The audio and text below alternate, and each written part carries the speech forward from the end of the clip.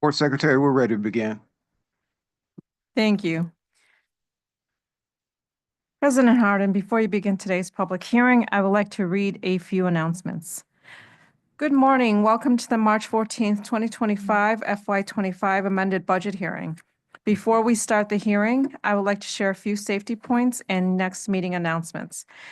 Please note that the primary exit and entrance to the boardroom is the door which you used to enter this morning. If you are leaving the room, please use this door.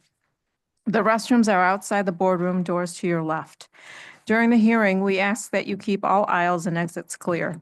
If you need any assistance during the hearing, please waive the attention of one of our security officers. Please mark your calendars for the upcoming meeting. The next board meeting is scheduled for Thursday, March 20th, 2025 at 3:00 p.m. to be held at 42 West Madison Street, Garden Level Boardroom.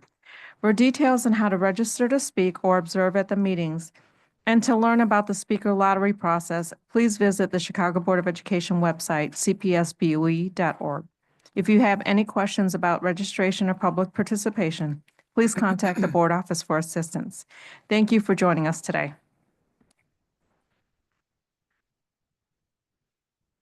President Harden, we are now ready for you to begin the public hearing. Morning, everyone. I'm Sean B. Harden.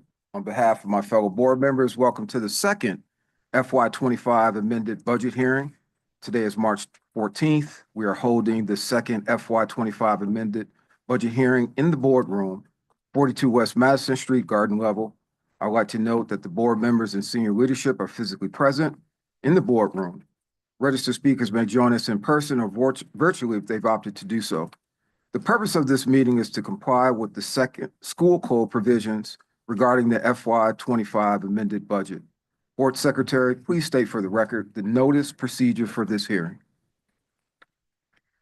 Thank you, President Harden. Notice of this public hearing was published in the Chicago Sun-Times, a newspaper of general circulation in the city of Chicago, and posted at Principal Office, 42 West Madison Street Lobby on March 5th, 2025.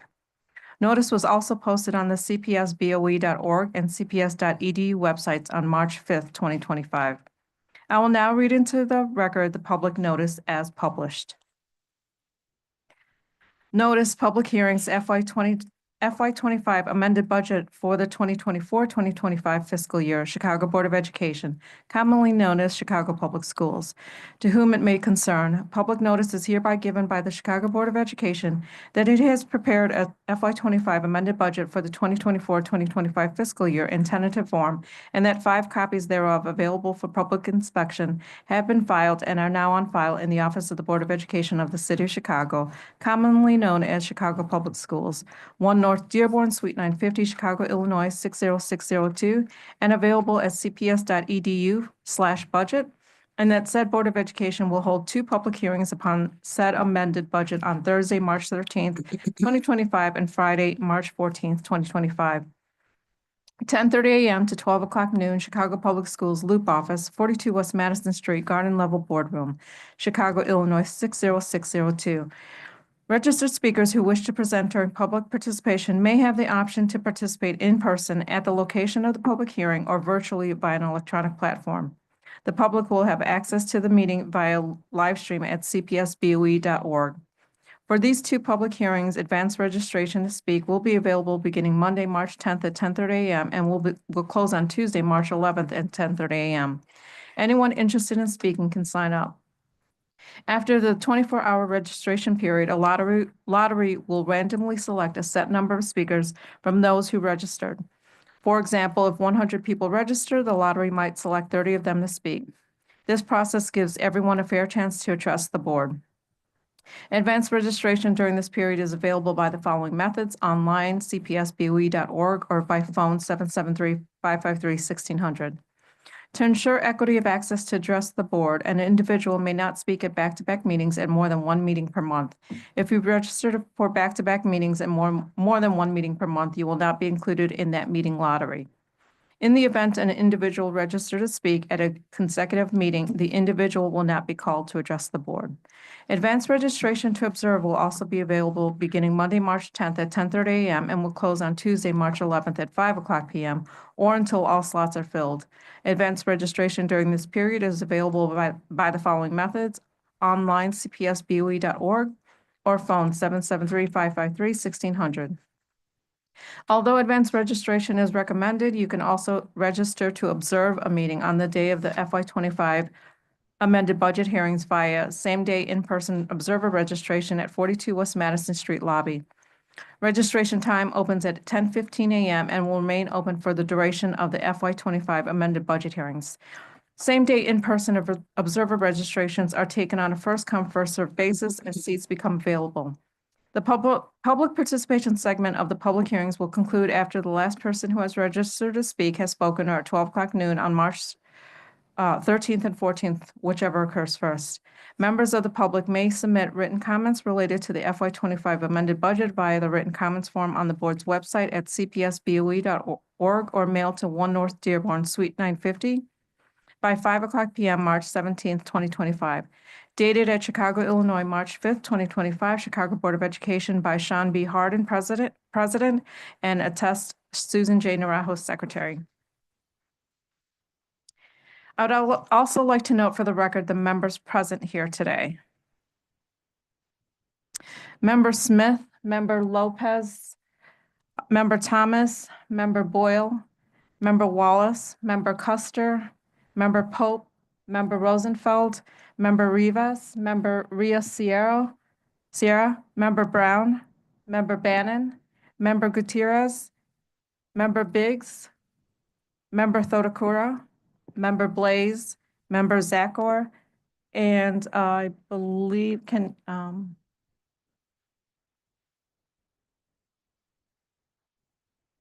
I'm sorry, Member DeBerry has joined virtually via Zoom.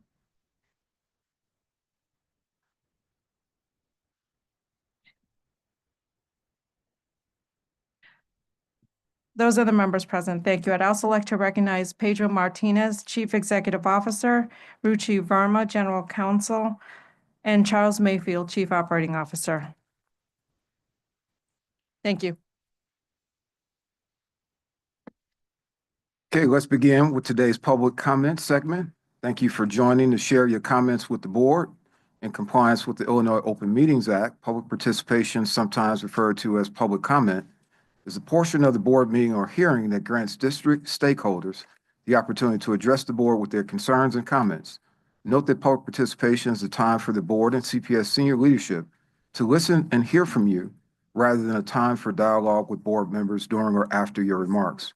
While we can't discuss personnel matters, public participation is a key component of transparent governance, and it provides us as board members as well as senior leadership an opportunity to listen to everyone who has signed to speak. This board takes equity of voice seriously. While we may not address your comments directly during public participation, CPS leadership is always present at our meetings and are able to address concerns as follow-ups after the meeting. As a district and as a board, we also have many other spaces for authentic dialogue. For example, each and every one of our board members host board office hours so that we can have a conversation. Please use our website, cpsboe.org, if you want to meet with the board member during office hours. We encourage you to take advantage of the opportunity to meet with board members outside of a board meeting. Thank you for your attention and consideration. And as a reminder, union representatives will be allotted 5 minutes to speak before public participation, and any elected officials will be allotted 5 minutes to speak after the conclusion of public participation. Board Secretary, please share the rules of public participation. Before I start with the rules of public participation, I do want to note for the record that I did not announce that President Harden is here at the hearing. And I announced that Member Lopez is here, but she has not arrived yet. So for the record, please note that she is not here yet. Thank you. Speakers, please listen while I provide directions for public participation. I will call your name and number when it is your turn to speak. For speakers joining us virtually, as a reminder to unmute, please enter *6. When you hear your name, please state your name for the record. I will then start the 2-minute timer. When there are 30 seconds remaining, I will inform you so that you can proceed to conclude your remarks to allow for the next speaker to begin. For anyone standing with the speaker, please stand along the glass partitions to keep aisles clear. Thank you. And President Harden, before we begin calling speakers from the speakers list, we do have a union rep who would like to address the board. We'll start with Crystal Williams, Recording Secretary of CTU.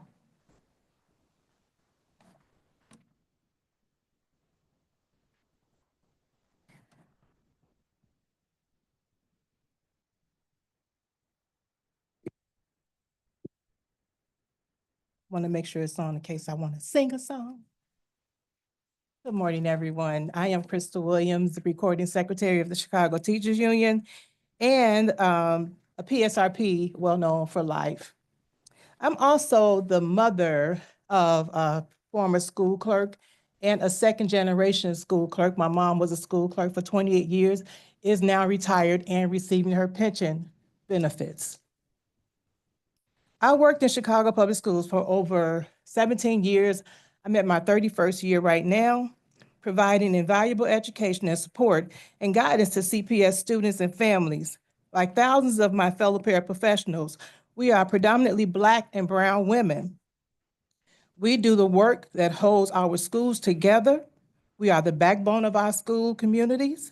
And like other types of work done prominently by women, our work is often undervalued, underrecognized, and underpaid. Board members, you have the power and the responsibility to change that. Board members, as you begin your second day of public hearings on the budget amendment, I am here to remind you that the budgets are moral documents. They reflect our promises, our priorities. They show we are valued. As you prepare to vote on the budget amendment next week, you will be showing your constituents, the students, families, and workers of CPS what this board values. CEO Martinez has failed his assignment back in July. He put forward an incomplete budget. His budget did not account for the cost of principals' contracts, CTU contract, and CPS's portion to the pension payment. So here we are. It is now your responsibility to make it right. As you pass the budget amendment, you also need to help settle a just and fair contract with CTU. As you heard from our members yesterday, there are 4 major sticking points left in bargaining. They are a better elementary school day and preparation time needed so that students receive the most robust and engaging lessons possible, and the racially discriminatory practices in the school's evaluation system reach. Safe and enforceable class sizes for all students in all groups. Key staffing for core needs to increase the number of librarians, counselors, nurses, clinicians, teacher assistants, and support to our students' needs. Fair pay for veterans, educators, teachers, clinicians, paraprofessionals, and staff to keep them in our district long-term. We have heard from CEO Martinez here in this room and his many emails to CPS families that were close. We believe we are close as well. We need your help to get this done. With the wolf howling at the door as Donald Trump and Elon Musk bring chaos and destruction to our public institutions, including our public schools, we need to settle the contract so we can unite a real fight ahead. I call on you today to commit to the budget amendments that invest in our students and our school workers. You have the opportunity to vote for a budget amendment that allows us to build our past wins and improvements that have come to our students as a result. Do not vote for cuts that will cause mass disruption and send us reeling backwards. And lastly, I want to talk to you about the much-discussed pension payment. As I hear it being talked about in this room and in the news, it seems as though people have forgotten that the payment is a promise and an obligation made to workers, thousands of workers who run the schools every day. The pension payment is compensation for the hard work done by paraprofessionals, security guards, lunchroom staff, building engineers, administrative staff, among others. These are sometimes more of our lowest paid workers in CPS. These are a majority of Black and brown workers. They are the taxpayers. They are the parents and the grandparents of CPS. They are We have me. 30 seconds remaining. And this is not the first time that an elected official and administrators have tried to deny our pension. We've been through this before when Rahm Emanuel tried to take it away. Our school staff should not have to be dealing with the trauma of this decision. But now that we are here, we need to see commitment that pension payments will be made. We are here to say, stop playing games with our pension. And as a matter of fact, I will be retiring this year, and I'm looking forward to my pension payments. It would be unbelievable to me that any board member that was previously an educator would think that it would be a disinvestment for us, paraprofessionals who run your school daily, who teachers depend on to be in place when they need them, to think that this is not necessary. Don't put us in a bind. We look forward to these pension payments. This is what we'll survive on once we're done working and doing the hard work that we provide to you Please every day conclude your in remarks. Chicago Public Schools. Thank you. Thank you for your comments. President Harden, we are now ready to call speakers from the speakers list, and we'll begin with Peter Collins, speaker number 1.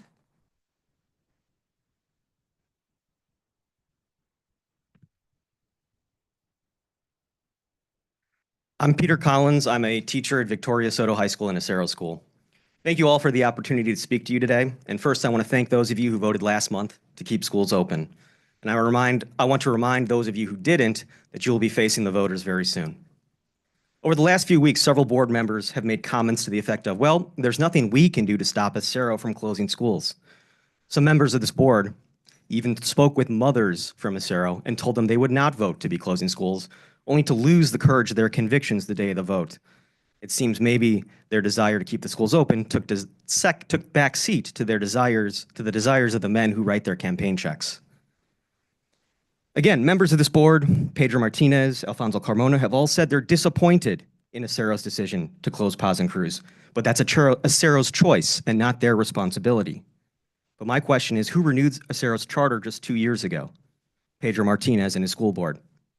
Who gave them a 3-year charter renewal when they only had the funds a 3-year charter renewal for 15 schools when they only had the funds to operate 8? Pedro Martinez and his school board.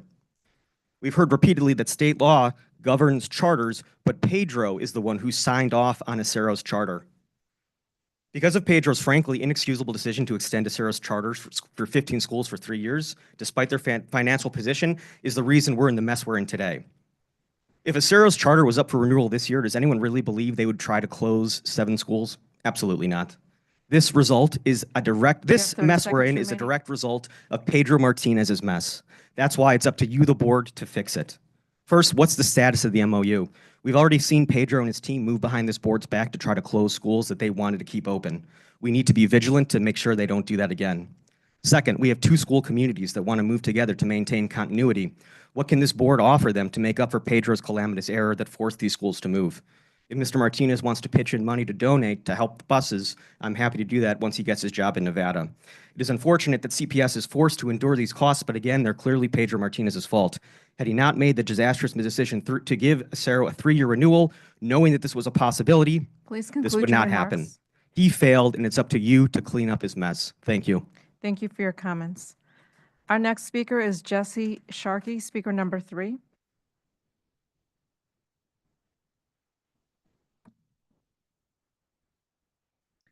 Ladies and gentlemen of the board, my name is Jesse Sharkey. It's good to see all of you. It's been a while since I've been in this chamber, and I'm very happy to see a large board with elected and appointed representatives, and look forward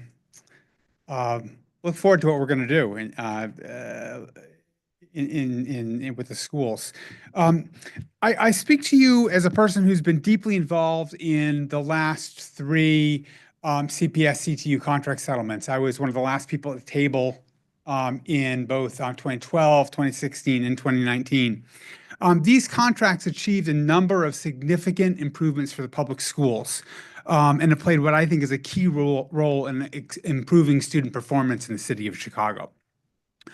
All of the things which we achieved in the schools have happened despite a narrative, a dominant narrative at the time, that many of those improvements were impossible because of financial constraints faced by the schools in the city. Prior to the settlement in 2012, the Board of Education and CEOs warned that a pension cliff and impending billion-dollar shortfall would make it impossible to achieve improvements in the schools.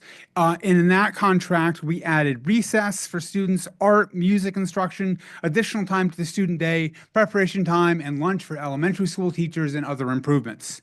Prior to the settlement in 2016, the board and the CEO Claypool at the time warned of an impending mass layoffs and 30 argued that it seconds was necessary to cut 7% out of teacher compensation. We didn't make that cut, but we did expand counseling and created a cap on runaway charter expansion.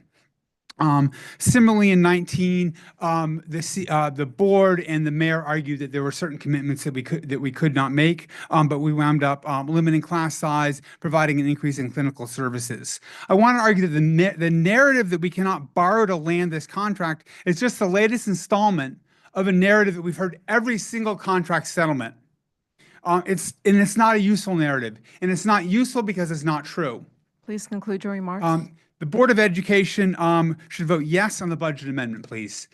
That's necessary for improving our schools and locking in improvements for the future. Thank you. Thank you for your comments. Our next speaker is Leonor Torres, speaker number 4.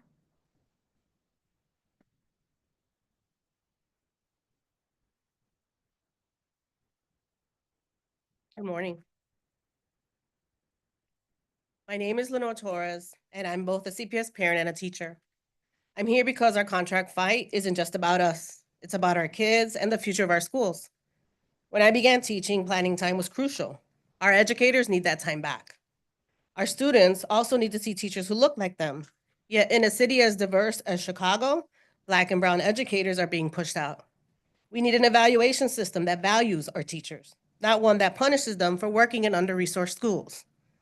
As a teacher, I experienced how broken our evaluation system is. 14 years in, I was moved into a new grade level with no support, then unfairly rated under each. My administrator didn't show me any of my scores and reassured me that the numbers would work out. That's not a fair system. It's a way to push teachers out. If we want educators to stay, we must value and support them. As a former CPS student and mother of 3 Afro-Latino children currently in the district, I've seen this firsthand. As a student, I had Black educators who connected us in ways that made learning more meaningful. They exposed us to opportunities beyond the classroom, field trips, clubs, leadership roles that shaped who we became. Now, as a parent, my children's experiences are starkly different. The need to bring joy into the classroom means taking into account the children in front of us. Among my 3, I've been a parent at a total of 5 schools. In those 30 5, seconds my remaining. kids have had 2 librarians, one only till the 1st grade. My children have had teachers who have come to Chicago from places where the exposure to Black and brown children in a large urban setting isn't common, and who have since left the system. When my youngest kid started kindergarten, he became so frustrated early on that he expressed wanting to be homeschooled. His transition to a traditional school setting was difficult for him. He went from age-appropriate, play-based pre-K to a classroom where he was expected to sit for an amount of time that was not developmentally age-appropriate. My kids' experience in the district has meant fewer librarians, fewer long-term educators, and more teachers unfamiliar with our communities. Please conclude your Stability remarks. and trust matter in a child's education, and we're losing that. Our kids deserve stable, well-supported teachers who understand them. That's what this contract is about. Thank you. Thank you for your comments. Next speaker is Jed Schenkire, speaker number 6.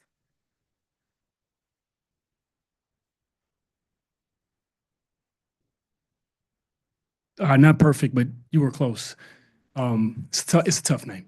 Good morning, everyone. My name is Jed Shanker. I'm a current Chicago Teachers Union field rep.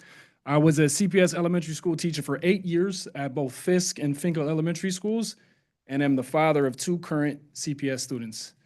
I'm here before you to communicate the need to settle this contract and for it to include additional preparation time for elementary school teachers. I wasn't a teacher before the 2012 contract campaign, but I can tell you from speaking with veteran teachers that the workload of an elementary school teacher has become increasingly untenable ever since. Elementary school teachers worked shorter days and had more prep time, including a 30-minute block before students even entered the building.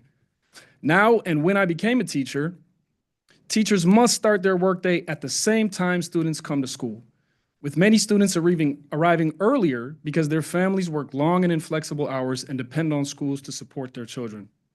In order for me to be prepared for instruction for my students the minute that I arrive in the building, which includes ever-increasing non-negotiables like writing out entire wordy learning standards on the whiteboard, I must arrive at least 15 minutes early. Aside from genuinely wanting our students to walk into a prepared classroom, teachers like me know that not doing so puts us at a risk to be reprimanded for not being prepared if a supervisor was to drop in a classroom unannounced and see a blank or outdated whiteboard. As a CPS parent, I want my children's teachers to have the time they need to deliver impactful You have 30 instruction, seconds remaining. which is accomplished through planning and collaboration. CPS knows that teachers across the city do this unpaid work regularly, and in small group bargaining sessions have agreed that that's unacceptable. And yet their only suggestion to resolve this is for teachers to work longer days without extra pay. This is only one example of why members across the city, both in elementary and high schools, have agreed that we need real movement on this issue from CPS in order to secure a truly transformative contract. Our proposal for more prep time doesn't cost the district additional funds. Let's get this done. Thank you. Thank you for your comments. Our next speaker is Stephanie Collins, speaker number 8.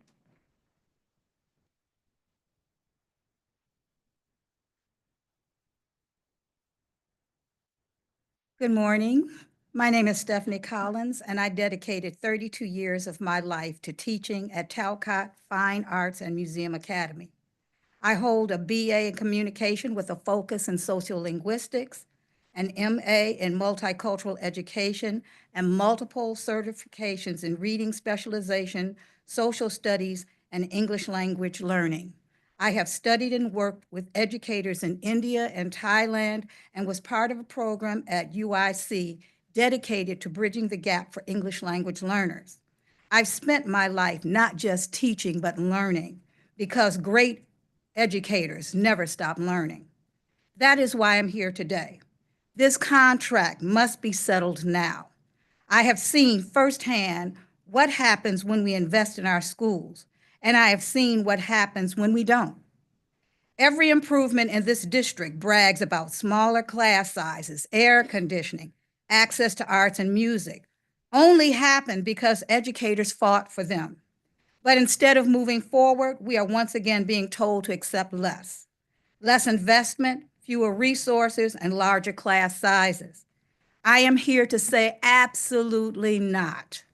Our children deserve more. They need libraries, books, computers, and the arts. They need smaller class sizes so they can get the attention they deserve. They need teachers who are supported, not overworked and undervalued. You have 30 And let's seconds not remaining. forget, the teachers aren't just educators. We are mentors, social workers, caregivers, and advocates. Too often, we are the ones making sure a child has something to eat, a coat in the winter, or just someone to listen. But our dedication cannot be an excuse for this district to underfund our school. Board members, you would not send your own child to a school without a nurse or a library, so why should Chicago's children go without? After 32 years in the classroom, my greatest evaluation didn't come from a test. It came from my students, many of whom are now grown, raising their own children, and still reaching out to me to tell me the difference I made in their lives. Please conclude your remarks. That is what investment in public education looks like. That is what we must fight for. Settle this contract, invest in our teachers, invest in our children, invest in the future of Chicago. School board members, you can do this. Thank you. Thank you for your comments. Our next speaker is Kathleen Murray, speaker number 9, who's joining us virtually. Please enter *6 to unmute.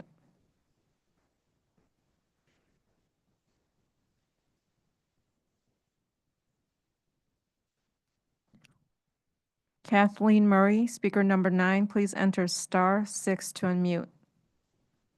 Hello, good morning. Can you hear me? Yes, please proceed. Oh, excellent. Thank you. Thank you. I'm Kathleen Murray, field rep at the Chicago Teachers Union.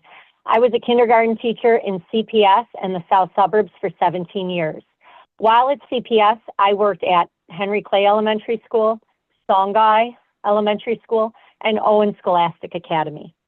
During my time working in the Chicago Public Schools and in the suburban school district, we had schedules in our elementary schools that allowed for ample prep time throughout the school day and through the week.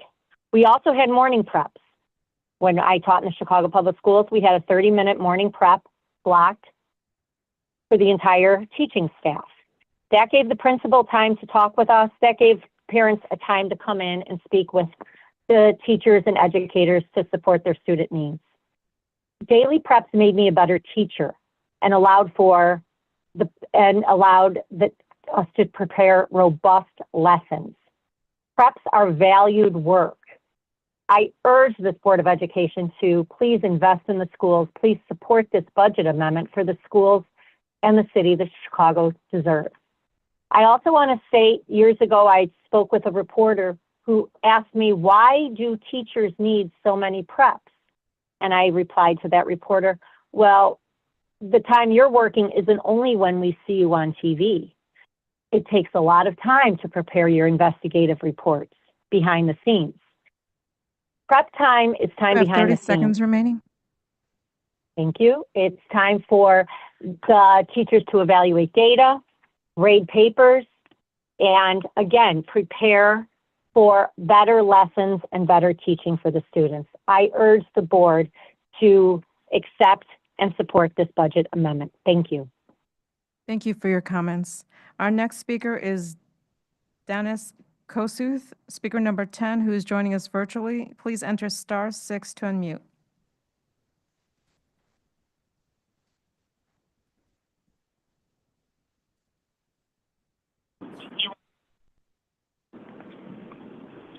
Good afternoon, or good morning. Is this working? Yes, please proceed. Oh, okay. So my name is Dennis Kosuth. I've been a nurse for almost 18 years and have spent the last 9 years in CPS. A student was just sent to my office on Tuesday as the teacher was concerned about what appeared to be a rash around his face. And I'm sure the teacher was worried about measles because, as we're all aware, Robert Kennedy, the current Secretary of Health and Human Services, is responding to the deadly measles outbreak with cod liver oil. Our profit-driven healthcare system has long been broken, and it's about to get much worse under this new administration. A nurse in every school, every day, can make a difference. My first year in CPS, I was called to the playground to assess a student, and when recess staff thought he should just walk off, a slight deformity in the leg indicated a fracture, and we called 911 instead. Nurses can also prevent unnecessary trips to a hospital. 2 times this semester, a school had to call 911 because there was not a nurse in the building to assist, once for a nosebleed and second for lightheadedness because the student hadn't had breakfast. Having a nurse in every school every day isn't some pipe dream that only happens in Scandinavia. It's what they have in suburban Lincolnwood. Don't our students deserve the same here in Chicago? Our union has long been an advocate for a nurse in every school every day. And while we have yet to achieve that demand, CPS has increased the number of nurse managers. Until 2019, the entire department was run by 3 people, and now there are currently 12 nurse managers and 4 more who assist with scheduling and staffing. In early February, a nurse emailed me that she was resigning her position in CPS because she felt unsupported by her request for staffing and help. And we need You have 30 resources. seconds remaining. If there are resources to see a budget increase in managers, I think we can do better recruiting, retaining, as well as staffing our schools. We can definitely support with that. I know many of the managers don't have support, don't have experience in schools, and as school nurses, we can help them. To conclude, billionaires are cutting the Department of Education, Medicaid, and acting against the health interest of our communities. DTU has and will continue to stand against these cuts, and the board should do the same by passing a budget which protects our students and their families. Thank you. Thank you for your comments. Our next speaker is Joyce Jefferson, speaker number 11. As the speaker is approaching the podium, I do want to note for the record that Member Lopez is joining the hearing at approximately 11:01 a.m. Greetings, I am Joyce Jefferson, a proud product of Chicago Public Schools, a recently retired educator with 34 years of service on the south side of Chicago. I'm also a parent of 2 CPS graduates, one a valedictorian of Area Elementary School. I have seen firsthand the power of passionate educators when given the respect and the resources they deserved. Today, I must address a serious issue: the inequities in the REACH teacher evaluation system. Illinois State Board of Education's data from 2022 to 2023 shows that teachers of colors disproportionately rated needs improvement while receiving fewer excellent ratings than their white colleagues. This raises a urgent concern about bias and fairness. REACH should foster growth, but instead it restricts autonomy, dictates rigid teaching methods, and penalizes those who don't conform. A flawed evaluation system has real consequences. Inequity in education starts with fairness and evaluation. Fixing REACH costs nothing. It simply requires the will to do what's right.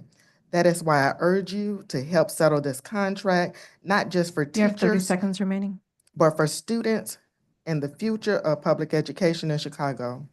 Let's fix this broken system. Let's stand on fairness. Let's settle our contract.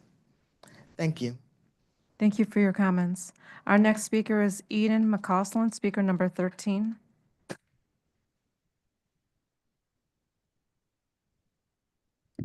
Good morning.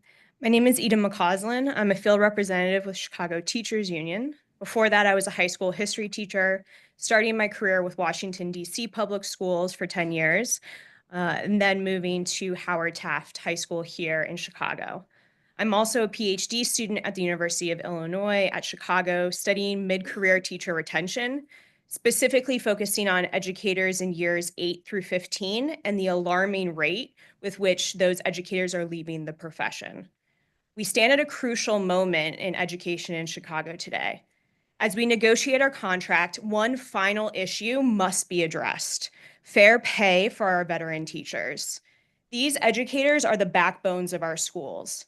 They bring years of experience, deep institutional knowledge, and a commitment to mentorship that shapes the next generation of teachers and students alike. Unfortunately, veteran pay has been stagnant while the cost of living has skyrocketed.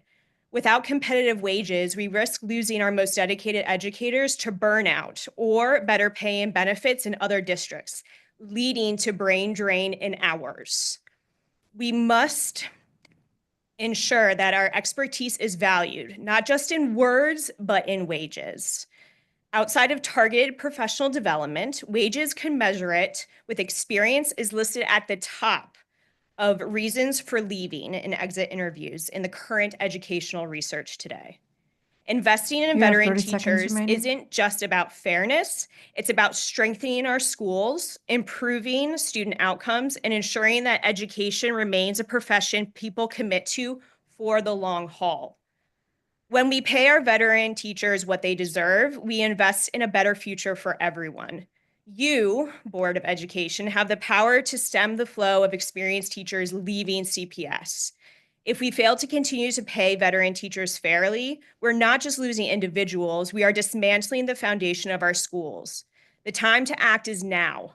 Settle this contract, vote yes. Pay our veteran educators what they deserve. Please conclude your Invest remarks. in our schools, our students, and Chicago's future. Thank you. Thank you for your comments. And our last speaker from the speakers list is Nelson Guru, speaker number 15.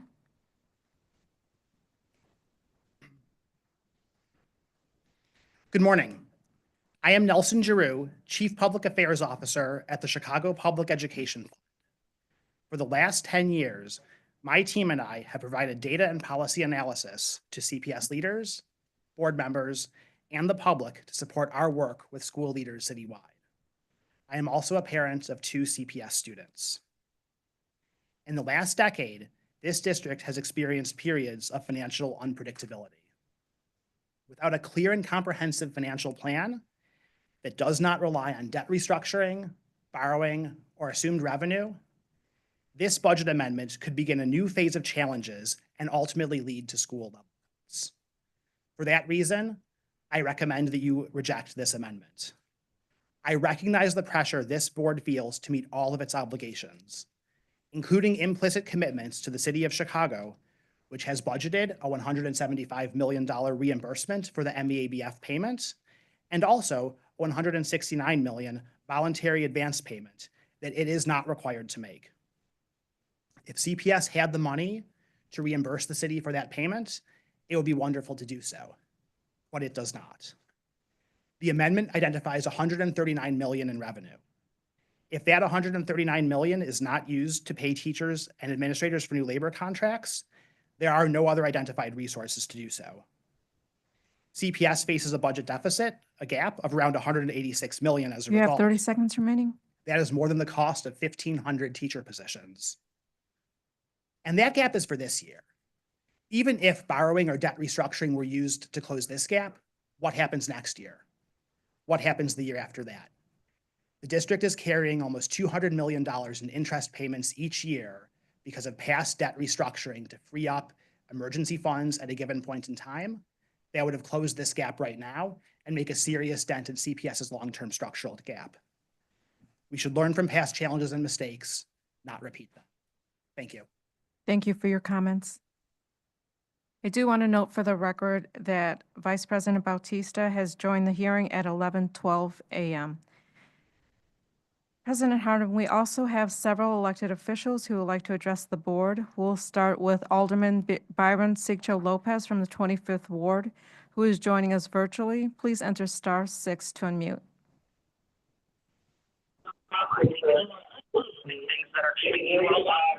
Can you hear me now? Hello?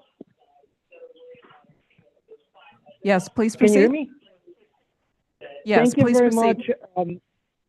Thank you very much to the Board of Education. I am thankful for all the teachers, all the parents and students in our community that continue to advocate for a quality public education and the transformation of our educational system in a time of tyranny, in a time where communities are being persecuted. It is, I would say, a disservice to the city of Chicago that we have a CEO that has continued to undermine a Black progressive mayor, battling teachers, battling those who are actually trying to make a difference, and have forgotten that we have a wannabe king that is destroying public education as we speak.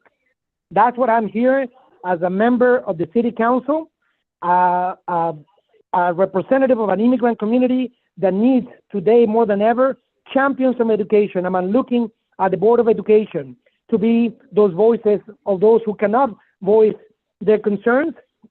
And I want to speak today about the facts.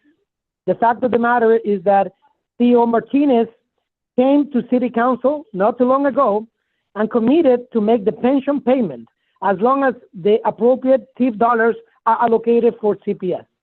City council delivered on that and appropriated the largest TIF surplus in the history of CPS so that we can get this done. We have continued to advocate for Mr. Martinez to meet directly. I'm still waiting for a meeting with him as we continue to discuss the challenges that we have in our communities, to no availability, to find not only insulting, disrespectful, and completely reprehensible given the climate that we have. Today, we need, and more than ever, to come together as a city, board members, teachers, educators, parents, and all the community at large to make sure that people in our communities and our children specifically are properly served. CPS has received the largest TIF surplus in history, over $300 million, at the request of Mr. Martinez with a commitment. And we have sent a letter signed by many councils, many members of the city council, so that Mr. Martinez actually deliver on something that he has done before, and it was done for the last 5 years. City Council does not decide on how many people CPS hires or what positions. We don't budget on behalf of CPS, but yet CPS is now saying that we have to pay for the workers' pensions. That is outrageous. We want to work together, and we must work together. We want to be partners in making sure that all our young people have the schools that they need, but we can't be partners with someone who stabbed us in the back. And that would be very direct this time. We've been waiting time after time for Mr. Martinez to do the right thing, but he knew that the federal dollars were running out, and yet he did nothing to secure new revenue. And now he wants us to bail us out, to bail him out. This is important because we need an independent board with independent finances. And we are ready to give you that ability and work with you to make sure that we go to Springfield to demand that desperately needed revenue. There's no city loans or debt for CPS. The CDA cannot be pressured into making out loans or accruing debt to cover the CPS obligations that Mr. Martinez came to City Council to tell us himself. We need to think about all Chicagoans. We need a City Council that is responsible for all Chicago. Every dollar spent on this pension payment is coming out of money for public safety, infrastructure, public health, and sanitation. We need urgent partnership in CPS. I'm looking at you, the Board of Education members. I'm looking at you as a father, as an elected official, to do the right thing. Mr. Martinez has received a letter from City Council urging him to fulfill his commitment and his word. It is outrageous that we are in this predicament and we continue to wait for a contract to be signed with teachers that are fighting for the education of our children and to fight for education that our children deserve. I urge you, to the Board of Education members, I urge you, please make sure that we fulfill this commitment that Mr. Martinez You have is 30 failing seconds to remaining. fulfill. And we ask you to partner with us to once and for all work together to what Mr. Martinez has said but have failed to do. Let's work together to demand of the governor of Illinois fully funded schools, that we work in Chicago, or Black and brown kids deserve the same education that other kids in other municipalities. And I urge us to work together to go to Springfield to fulfill this commitment that was already acquired by Mr. Martinez, to use these tip dollars to get those pensions for our employees in CPS, and once and for all, work together to make sure that we protect our children in a time of tyranny. Thank you very much. Thank you for your comments. The next elected official is Alderman Jason Irvin from the 28th Ward, who is here in person.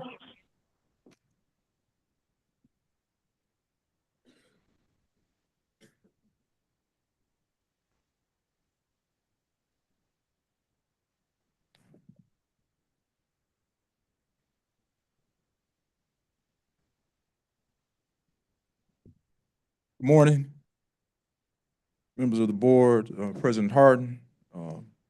Yes, it's nice over here, I see. Very nice over here. So, nonetheless, again, President Harden, members of the board, I live in District 5. I'm also the alderman of the 28th Ward, also chair the Committee on Budget and Government Operations for the city of Chicago. The city ultimately is your partner. The city of Chicago currently supports CPS to the tune of approximately 1.25 billion, billion with the B, as the CEO likes to say. And we support you through services that we do to the tune of $3 million, grant programs to the tune of $7 million, water and utility waivers to the tune of $10 million, debt payments that we make on your behalf to the tune of over $150 million. There are $319 million worth of CPS-supported capital improvements that are ongoing right now in this year. And the largest chunk of what we do is the support of the MEABF payment, which this year is approximately $452 million, on top plus the $298 million surplus that came from our TIF districts in the city of Chicago. Again, nearly 1.25 billion with the B. It's been stated, and it is true, that you all have no obligation to reimburse the city of Chicago the $175 million for the pension payment that we have made on behalf of CPS employees. But also in that same conversation, the city of Chicago is not obligatory to the fee waivers, the grants, free water, or the city support for your capital improvements. If we were in a vacuum here, and I would go back to my colleagues, I'd be willing to bet cash money if we said that the only thing we needed to do for CPS is give them the $452 million, and we would have no other further financial dealings with the city. I'm sure they would take that on. However, we know that that would not be in the best interest of all of Chicago, even though the city itself, as our unit of government, would come out nearly $800 million ahead in that calculation. Again, according to the original intergovernmental agreement, we were to do $300 million from this body to help with weaning you all off of the MEABF payment that was coming through by us for you. But understanding you all's financial situation, that number was not $300 million, even though we sent $300 million. We're only asking for $175 million of that.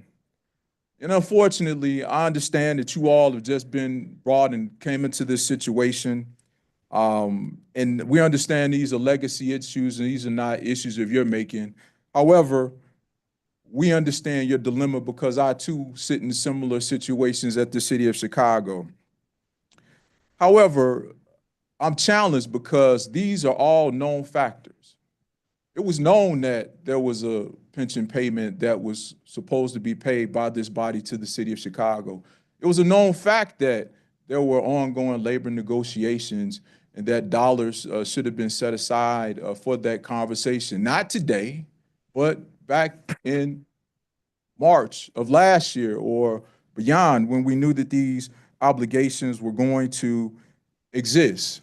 However, not you individually, however, this board as a collective, as a continuing operation, chose not to deal with those items, and we are forced here today to address those realities.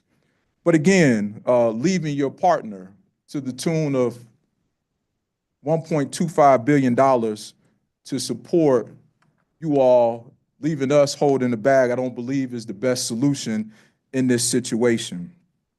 There's an old African proverb that says, when the elephants fight, the ground gets trampled. And our power collectively is greater together.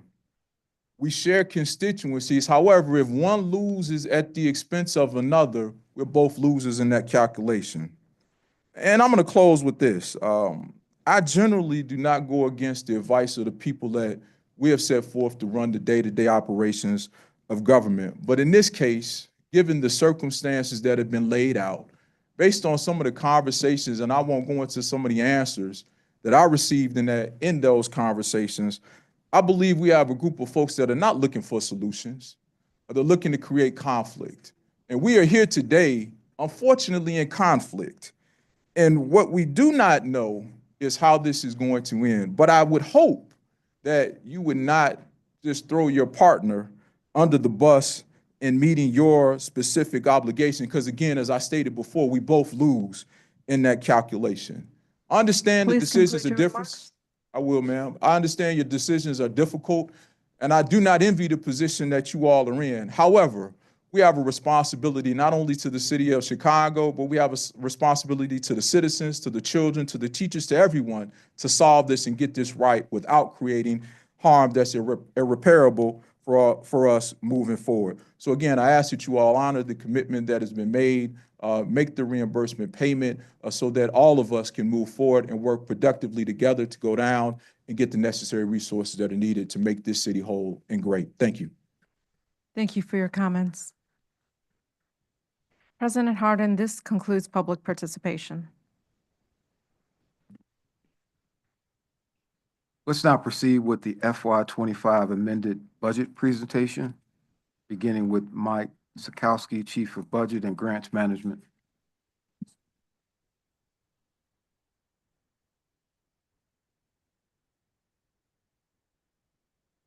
Before we begin, Mike, are there any comments from the board?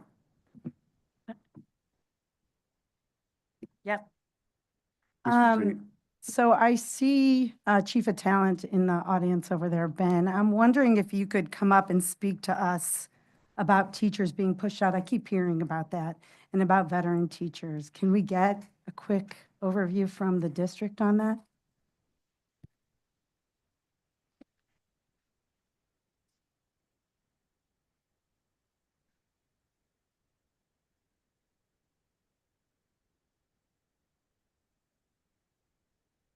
Thanks, board member. Off the cuff here. So, we continue to make really good and meaningful progress at the negotiating table. Our hope is to be able to bring to this board a contract as soon as humanly possible for all of the stakeholders in this city. In no small part me, because I don't want to keep negotiating it.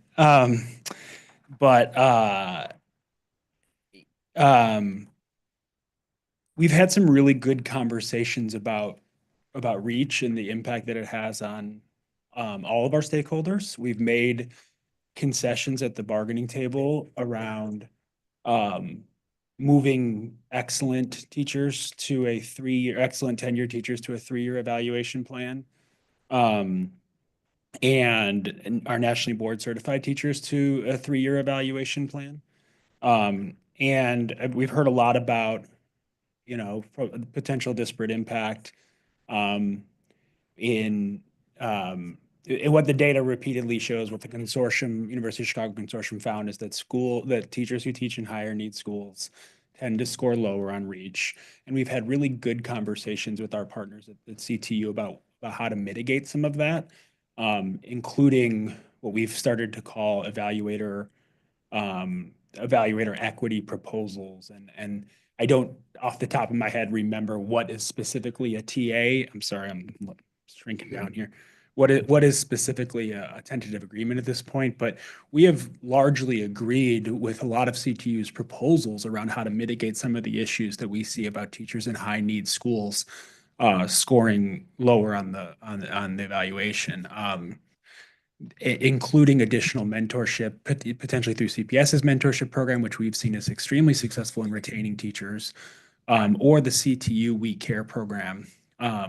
We've also talked about joint legislative action in Springfield to address some of the issues that's in the Illinois State teacher evaluation law, which we have to abide by.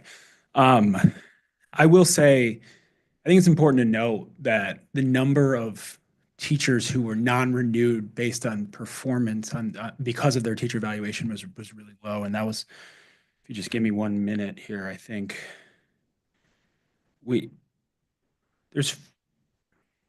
sorry, I wasn't ready, Ellen. But I think there's somewhere around 4,900 Black teachers in CPS. And last year we had 30 that were non-renewed, which is 0.6%. And of that 30, my understanding is that 26 of them were rehired into the district. So, I think there's a lot of important conversations to have about Black teachers and how to make sure that Black teachers are celebrated. Nobody has worked harder than our team to diversify the teaching force. We went from 1/3 of our new teachers being Black or Latino in 2017 to half this past year because frankly, the supply that we were getting from local universities was insufficient for our needs in a number of ways, including the number of teachers of color. So we have invested millions and millions of dollars into new pathways alongside CTU with our residency program, our Teach Chicago Tomorrow program to recruit our own high school kids. But what we are not seeing that evidence that we saw 30 teachers, Black teachers last year be non-renewed. 26 of whom were rehired. So we're talking about 4 teachers, which is about 1 in every 1,000 Black teachers who were not here as a result of reach. Thanks. Thank you. Sorry about putting you on the spot.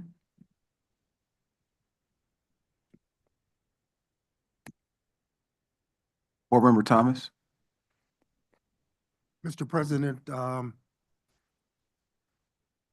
we have had conversations in 5x5s and updates with our lobbyists to talk about entanglements from the city of Chicago with this board, to kind of wean us off and give us independently and financially the opportunities to pay off our obligations. We have also heard this morning Alderman Irving eloquently, clearly, and cogently give us the list of things that the city council does to support education and CPS. We've also heard from our CEO that we have no responsibility to make this payment.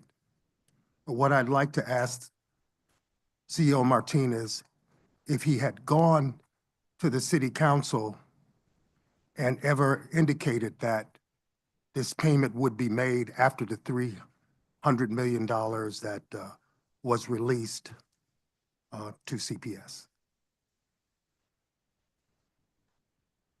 Yeah, so thank you, Member Thomas. So actually, it will be covered as part of our presentation. In fact, let's just go jump to that slide real quick, Mike, if you don't mind, to that table, because it's easier to show it. Yep, right there. So that first column that you see, board members, is actually what we testified at City Council of what our request was. So we made it really clear that the mayor had already committed $159 million and what that was for. We had also already started conversations with the mayor's office for months before the city council hearing, requesting the additional funds to fulfill those next two commitments, including the pension reimbursement, for a total of $484. That is on the record. It's actually multiple times during the testimony. And so the commitment we made was to, in order to be a good partner to the city, if we receive $484 million, then we would be able to have the revenue to be able to provide the payment. And the second column is what happened. And again, Mike will repeat that when he does the presentation. Board Member Blaze. Thank you. I just wanted to say thank you to Alderman Irvin, my alderman, for coming to the school board today. And I'd just like to point out this letter and the folks who signed it. Typically, in the media and so forth, we're often hearing about the mayor and his allies and so forth. If you see who signed this letter, these are people from across the city. So we've even got Ray Lopez, the 11th Ward, 12th Ward, Brian Hopkins. This is a unanimous sort of city council that wants us to know that they want us to do what we said we would do. So I just wanted to point that out and make sure that we think that through as we're going through the budget discussions today. Thanks.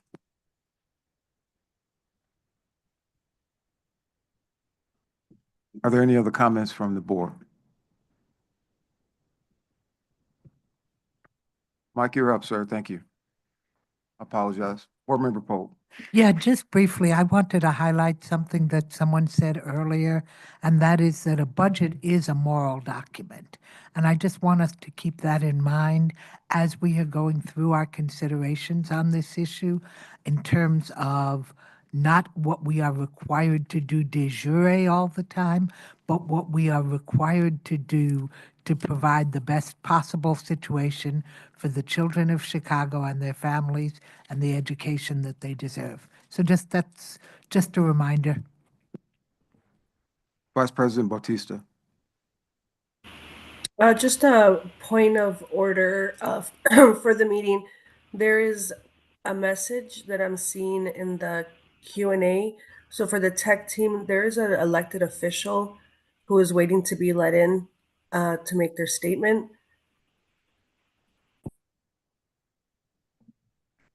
We see her. However, public participation segment has ended. President Harden, do you want the elected official to still speak? Yes, please. Thank you. Vice President Bautista, was that the only comment that you had? Yes. Okay, thank you. I believe it's State Representative Lillian Jimenez who's on the line. Please enter *6 to unmute.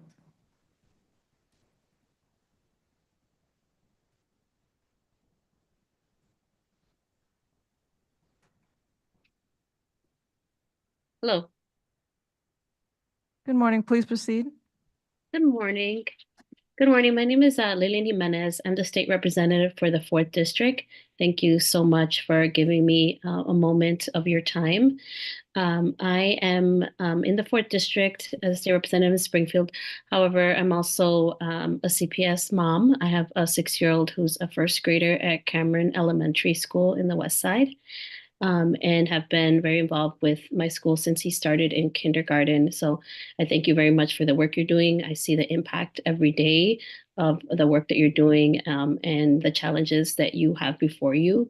The fact that you have taken these positions, the first of their kind, is just very honorable. And I just wish you all the best in the work that you're doing because I know how difficult it is in the national context as well as the local context. So you have your work cut out for you, definitely. And my heart goes out to you all in the work that you're doing because it's impacting the children and especially the working class and poor children of Chicago that really need your assistance in this moment in time.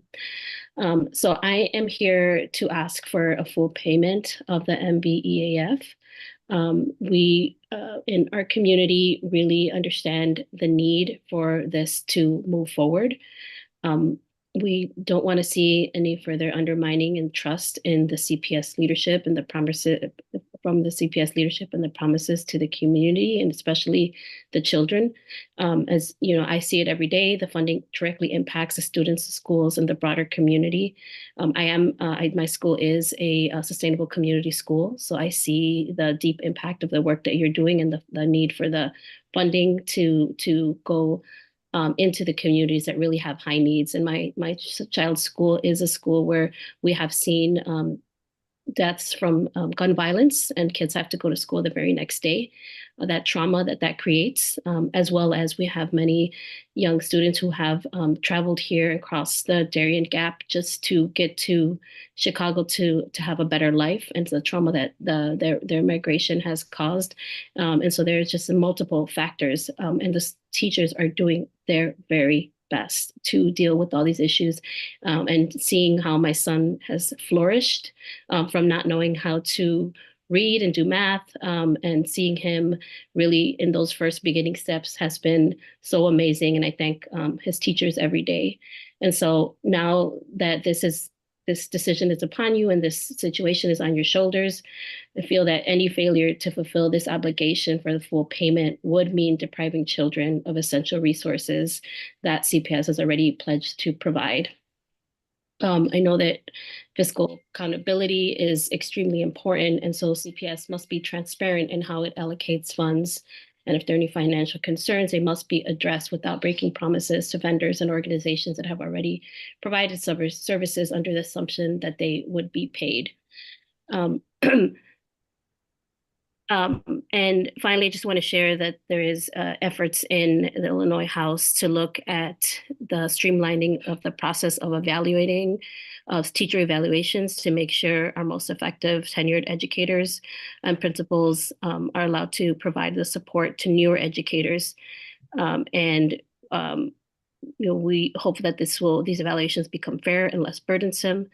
And we know that you also have the ability to look at that issue and make sure that the evaluations become more fair and less burdensome, and also that there is equity, and that the negative evaluations don't fall on people based on their race, nationality, and status.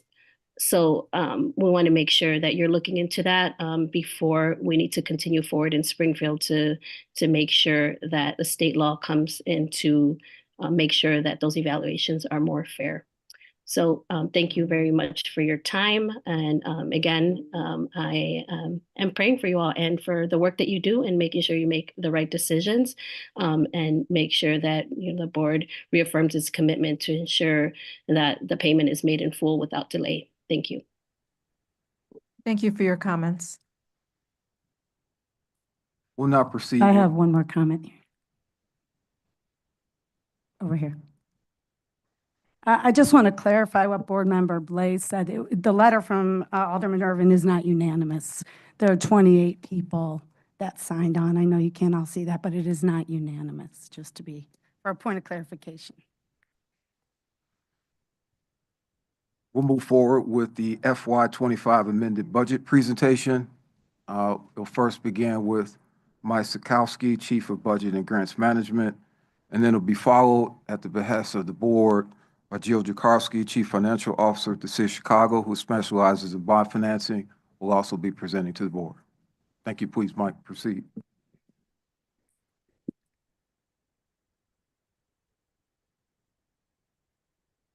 Thank you, President Harden, and good morning, members of the board. My presentation will be a presentation on the FY 2025 amended budget that will be brought to the board meeting next week for a vote. So to start, I want to recap what was included in our FY 2025 initial budget that was approved by the board in July of 2024. This budget totaled $9.9 billion, and it was broken into three parts. $8.43 billion to fund the district's operating budget, which covers our day-to-day expenses. That's what we'll be discussing today with regard to the amended budget. $611 million to fund the district's capital budget, which includes investments in school buildings and infrastructure and is funded primarily by bonds issued by CPS. Finally, $817 million to fund the district's debt service budget, which pays for principal and interest on bonds issued to fund our capital program.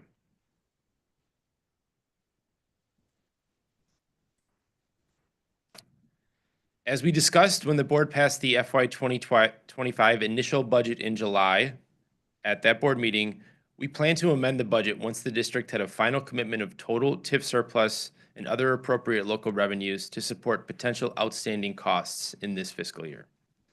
This proposed amendment adds the remaining committed revenue to the CPS budget to increase this year's operating budget from $8.43 to $8.57 billion.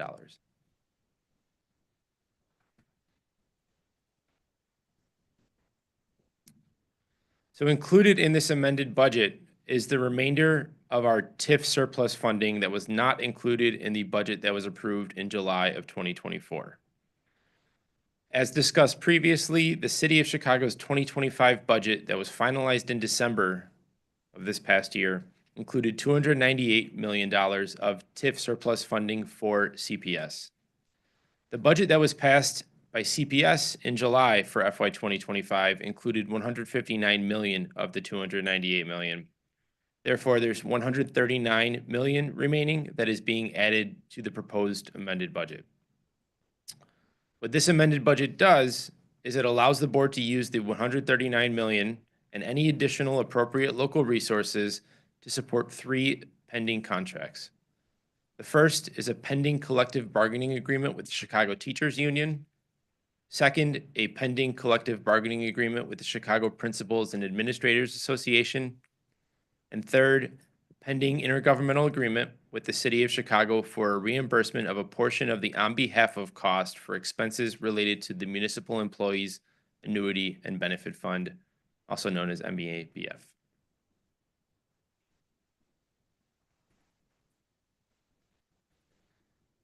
Coming back to what we discussed a little bit earlier, some context around the remaining funding.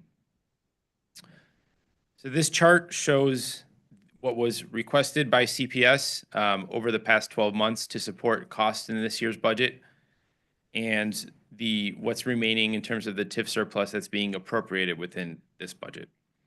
The city budget that was approved in December included a TIF surplus allocation of $298 million for CPS, which is the largest TIF surplus allocation the district has received in recent history.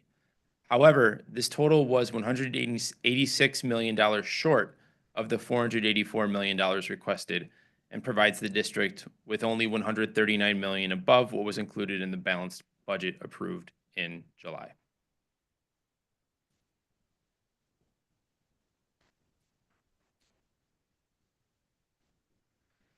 So this amendment provides the board the flexibility to utilize the remaining $139 million in TIF surplus funding, plus other potential appropriate local resources for the aforementioned pending contracts. While we do expect that the $139 million will be sufficient to cover year one costs of pending labor agreements with CTU and CPAA, other resources or budgetary reductions beyond those needed to keep the initial approved FY 2025 budget in balance will need to be identified to cover the reimbursement to the city for MEABF pension costs. And that concludes my presentation. You have any questions or comments from the board?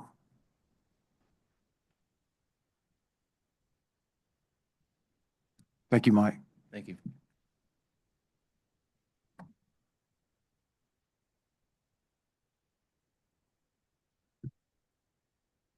Member Smith, I do have a question. My question is for CEO Martinez. As I look at the budget proposals being put forth, assuming that our forecasts continue to show reductions and shortfalls in the budget, what do you think are the benefits and drawbacks of zero-based budgeting as a way to ensure that in the future we can prioritize strategic investments in learning and the contracts that we have? So, Member Smith, there's always benefits to relooking at any budget, and so that is something that we do, and I've done zero-based in the past. What's interesting is that when I go back a little bit, several months, when this whole conversation started about pensions and really trying to balance the current budget that we had and the union contracts, one of the things that we did actually is we had to go through our budget, every single dollar. We had to go through all the functions that we did just to balance this year's budget. And at that time, the conversation directly with the mayor was he didn't want to see any reductions. We had just finished the Springfield session. There was no new revenues coming in. And the board that resigned was very clear that we weren't going to make reductions. We needed to continue to work with the city for additional TIF revenue to be able to help the city and also, cover our upcoming collective bargaining agreements. What was interesting, and the reason I bring this up to your question, a lot of conversations, weekly meetings actually, with city staff, and eventually we even brought in the CTU staff, very transparent about our books, and we actually shared every detail of our budget. And what was found at the end was that there was no other real places to cut. And so because any reduction would have cost us more money in the long run. Right now, we outsource too many things, and frankly, I hate that, and I think it costs us more in the long run to do that. So anything we cut in the district, we wind up having to find the service somewhere else. It's more expensive in the long run. And the other is that, the services that we have really are essential for the schools, whether it's services for children like after-school programs, services around summer school programming, support for teachers. And so even though we didn't do a zero-based budget, it was as close as what I've seen CPS do in a long time. And of course, we're going to have to really relook at our budgets again for next year. Thank you.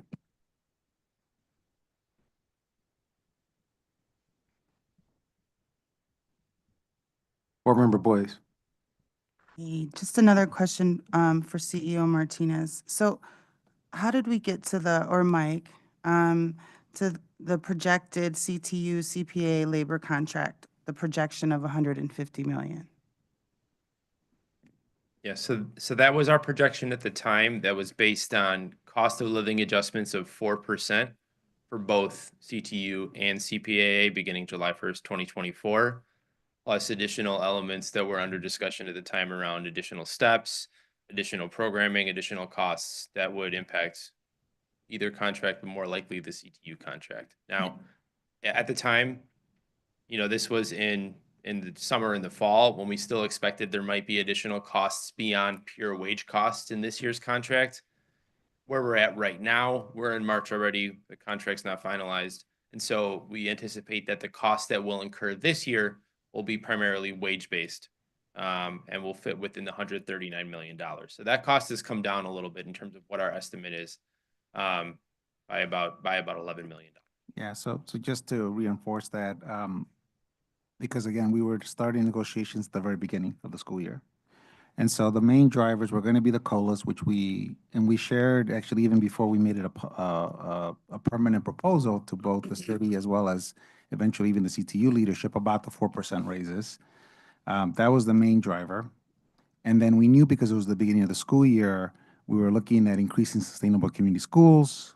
We knew that there could be some additional staffing. And so we just did a, sort of a round number of what that additional cost could be. As Mike said, now we're in March. Many of these things, even though we have agreements on them, are going to be now effective next year and not this year. So you had a projected amount. Why wasn't that included in the budget that the previous board passed? So, I always say this. If the mayor would have came to the board or would have said to the board and myself, go ahead and cut the 150 million, go ahead and cut the 175 million for the pension payment, I'm not sure the board would have agreed. I'm not sure because, but that was, in fact, we received the opposite message. We shouldn't be cutting. And so that's what really then gave us back the path of, okay, then let's work together to maximize the TIF revenue. And then here's our formal request. And that started informally, way before April of last year, but then formally April of last year, that eventually led even to the city council hearing. I'm just concerned at how this whole conversation is framed, right? So we've got base funding at 97 million, we've got SEIU at 62 million, projected CTU at 150, reimbursement for MEABF at 175, and the city payment is at 300 million. The way this conversation is being shaped is that it's either CTU, labor contract amounts, or the MEABF.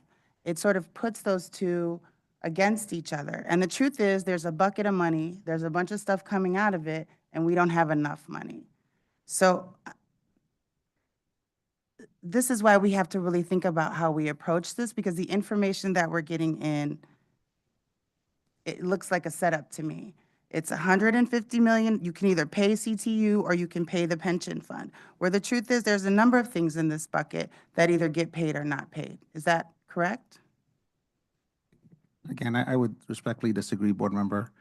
Again, the conversations, and again, were had in depth, again, for weeks and weeks, were about what is it that will be required to, first of all, make sure that we have funding for SEIU, because the previous board would not approve that contract unless we had a commitment of TIF revenue, and that was provided. That was the original plus our base funding of 159.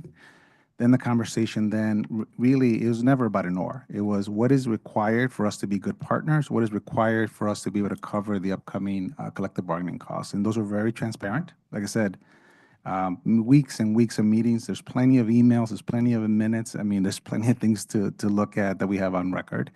And so again, the unfortunate challenge is that we requested $484 million. We were very consistent on that request, and instead we received $298 million. And that's why we have a dilemma today. I'm looking forward to the conversation about new revenues and creating new opportunities to bring money in. So thank you. Thank you, President Harden. Board Member Brown?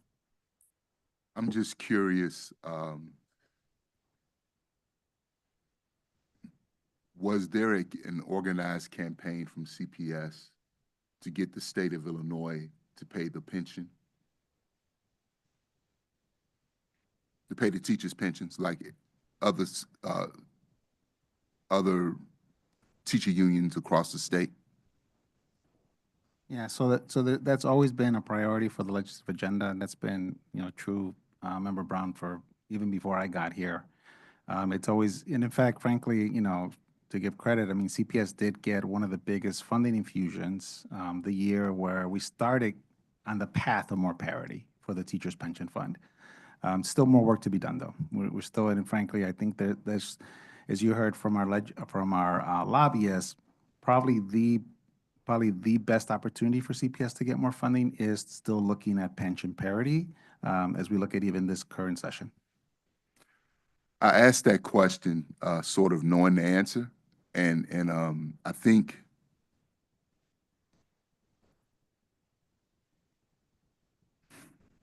I'm choosing my words carefully. I think it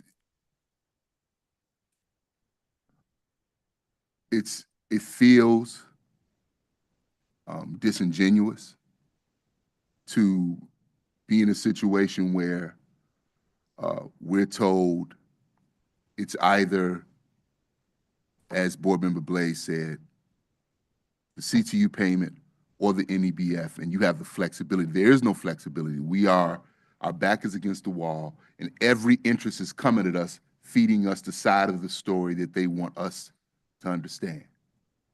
And I think it's not about this thing being complicated. It's about the fact that the story is not given to us in full context. The story is not given to us in full context. And so I'm also interested in conversations about new revenue and also a real strategy to actually bring additional revenues into CPS. That was it. So if I can just, one follow-up to that, Board Member Brown, the amendment that we're providing today does provide flexibility for other options to be considered if those other options are identified. And with where we're at today, we're really facing the same decision that we had back in July of last year, as far back as April of last year, where the revenue, the fact that we're underfunded is the problem. And that creates that choice of what, if we don't have additional revenue and we're taking on additional expenses, what do we have to cut to free up money to fund those unless there are other solutions? So can you quickly share the options, Mike? You said it does provide us options. Can you quickly share what those options are? So I believe there's a number of things under discussion right now that we anticipate hearing about and evaluating in the coming days. Right now, what we have confirmed is the $139 million, but there are folks that are looking at this. We're still looking at various options and, expect to have more information on that in the coming days. I have a question. I'm going over the signatures of the aldermen on this letter to pay the MEA BF payment. And my question is for President Hardin. President Hardin, do you know if these signatures were given to the board voluntarily, or was there a campaign by members of this board to obtain these signatures? Yeah, this is completely coming from City Council itself. There's no solicitation from the board for this. No solicitation. Okay, thank you. Board Member Lopez. Thank you, President. For me, it's being in this role is knowing every decision that I make, keeping in mind, how it will have the impact, especially when it comes to finances, to make a priority for our students, our schools, and our working class families. And I'm also, trying to understand what happened before many of us arrive in this board, and what is the best option moving forward. One of those is just for more information for CPS leadership, have we received any legal opinions, issues regarding the pension obligations? So, yeah, so first of all, it's in state code. So again, this pension has been around for 100 years. There's no dispute legally about the obligation. It is the city. We're very careful in wording the amendment. It's a reimbursement. So we ourselves do not have a legal relationship in terms of being being the primary payer of the pension. I guess I want to be careful how I say it because I'm not a lawyer. So it's always been for more than 100 years, legal obligation of the city. Again, a levy was created, I believe, during the Emmanuel era. I believe in 2016. Keep me honest, Miroslava.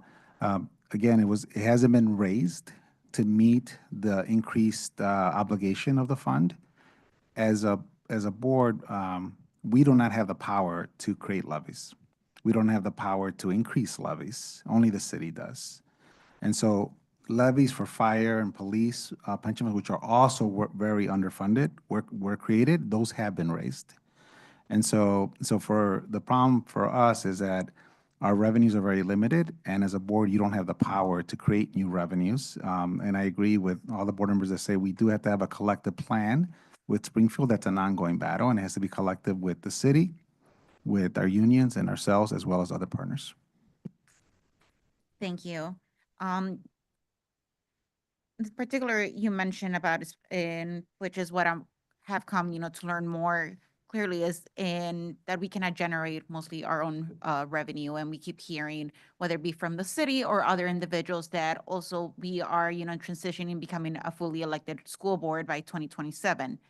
That being said, seems that there's too many things tied up when we are, as a board, limited on how we can even generate revenue.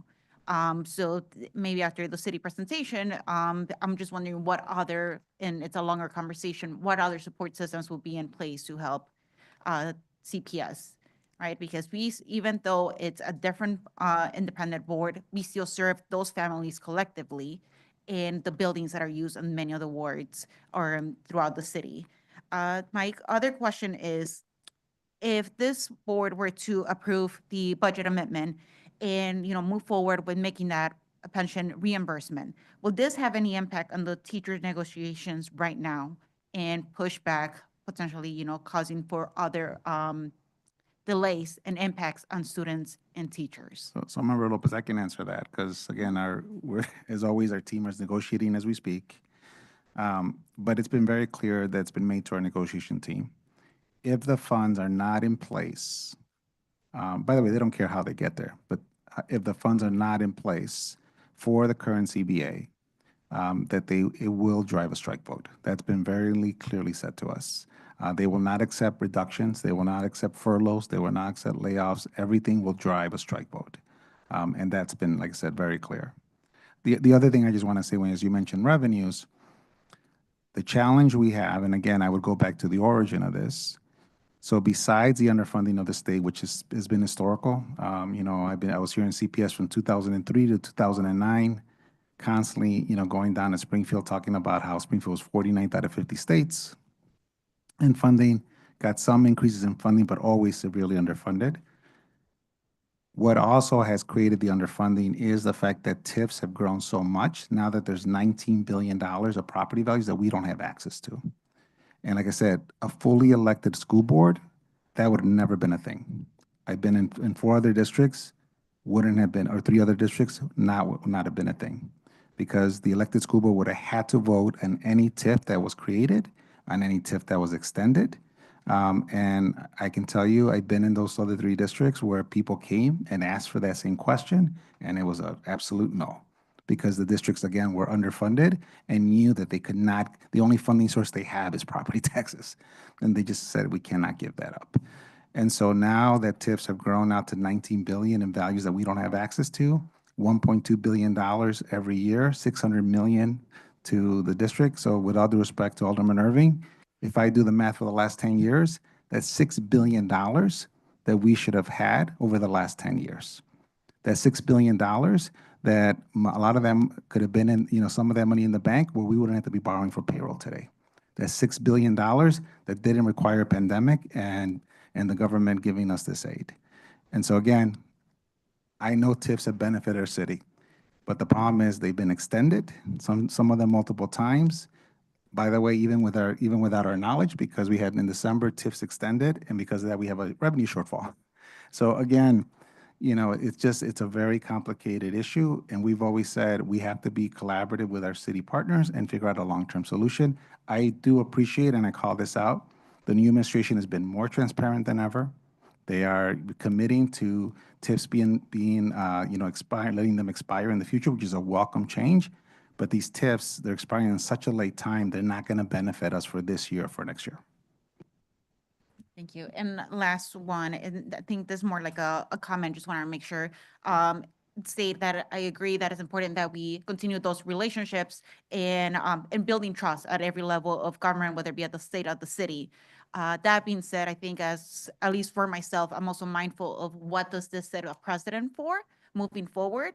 What in the future is the city going to be asking us to also help contribute to the many items that the alderman stated that the city is already contributing? So, and that concludes my comments and questions. Thank you. Board Member Lopez, I think it's important to recognize the fact that there were several CTU members here today in their public participation supporting the payment of the MEABF. So we just need to take that into consideration, that I don't know that a impending strike is something that we can point to, given today's testimony from CTU representatives supporting the payment. So we would need to be mindful of that as we go forward. I have a Board Member Blaze. Just again, to reiterate what I said yesterday about having experts here, I had the good fortune of talking with Cook County's tax assessor, Fritz Kagi. He did mention that that the school board has access to be able to reject or accept any of the Board of Review's recommendations on lowering people's taxes. We haven't used it in 20 years, and CPS has had 9 CEOs in the last 15 years, so surely maybe something got lost in the sauce, but there are other opportunities. If we can bring experts from other departments to talk about their specialties and not talk about levies and TIF funds with educators, I think it would be really helpful. So I want to say thank you to you, President Hardin, for bringing in an expert today, and I look forward to hearing what Jill Jaworski has to say. But we should also hear from other members of the taxing body. I've worked for Cook County for 5 years. Property taxes are extremely complicated. There's 5 different jurisdictions that it goes through, and there's, this is Chicago. There's lots of, there could be potential loopholes and opportunities. So I think we should continue the conversation to find revenue, and I think we should continue to seek experts to come and talk to us about the things we're not experts in. Wally, I don't mean to put you on the spot, but again, my recollection has always been that we've always fought, tax appeals and we, it's always been a thing. And I know that our collection rate is very reasonably high because of that, although we don't win every case, but can you, maybe I'm missing something. Sure. Thank you, everybody. I'm Wally Stock. I'm the district treasurer. I help craft the tax levy every year. I've been in the public finance field for 30 years, and I've worked with the board for 11. So I've been involved in billions of dollars of the levies that we extend each year. And we go through a very thorough process when we determine how the levy is actually going to be extended. As we've heard about, we have limited resources when it comes to the property taxes. What that basically amounts to is we are underneath the property tax cap. So there is a property tax limitation law that went into effect back in 1994. And so each year we only get to increase our property taxes by the lesser of the increase in the consumer price index or the rate of inflation. Or 5%. So we've been doing that to the extent that we can do that. There's also been other things that we have done when taxes are protested. Recently, there was a law that was passed that said that refunds that were actually given out to taxpayers, that we could actually recoup that money. So that's been about 3 years, and I believe it's somewhere in the area of 40 to $50 million that we've been receiving from that. The other thing on the protests is, I believe when protests reach a certain amount, we actually have hired external counsel to go in and kind of dispute that. I'm not sure if we've been successful in every time, but I know that, you know, we certainly can't, we don't have the resources, and it's sort of difficult to go in and every homeowner that says that my taxes should be lower and it's going to result in a homeowner basically getting a $500 or $1,000 tax break. But for large corporations that come in and say they want millions of dollars in tax breaks, I believe we've hired external counsel to defend that from time to time. I would ask our general counsel, Rucci, to kind of confirm that. So I don't know if you have any other questions. So she's confirming that. I have a question. This question is for President Hardin. We had a good conversation where I told you I would go back and look at the history and examine the history of these payments as I consider my decision. I went back and looked at the history, and I'm glad today you brought up the CTU membership coming to advocate to make the payment. One of the statements that I found in the history of these payments, when Rahm Emanuel was mayor, Jesse Sharkey from the CTU said, if the money isn't fair, let's say we cannot afford to give $170 million to the city. That was Jesse Sharkey from the CTU. When Lori Lightfoot was mayor, there was a statement made by then Vice President Stacey Davis Gates. Workers and working families would be better served by the city council rejecting this budget and forcing the mayor back to the drawing board. As in regard to CPS paying the MEA BF. On CTU1.org, the mayor is forcing CPS to shoulder pension costs that by law, the city is required to pay. What I'm wondering is, what is the difference in those positions, do you think, Mr. Harding, is the difference in those positions when Rahm Emanuel and Lori Lightfoot was mayor versus now? Well, the first comment I'll make is just relative to Alderman Irvin's presentation, where he talked about what the current support is from the city and the significance of it. Also, the record $298 million in TIF surplus that was received. So I think those are two important components that add to why this is even part of our consideration. So I can't speak to previous years. Obviously, I wasn't here. You weren't here. All I can speak to is what's before us today and what's in the best interest of this board. I mean, we're new. There's a history of this payment being made. And so, you know, I would just say to this board to consider whether or not you want to be the first board to set as a precedent, not recognizing its full obligation. And I think that what we have to, you know, continue to consider is, are we doing everything in our power to address these obligations? I mean, that's essentially part of our fiduciary responsibility, is to examine all of these things. We recognize it's been stated over and over again that this is part of our obligation.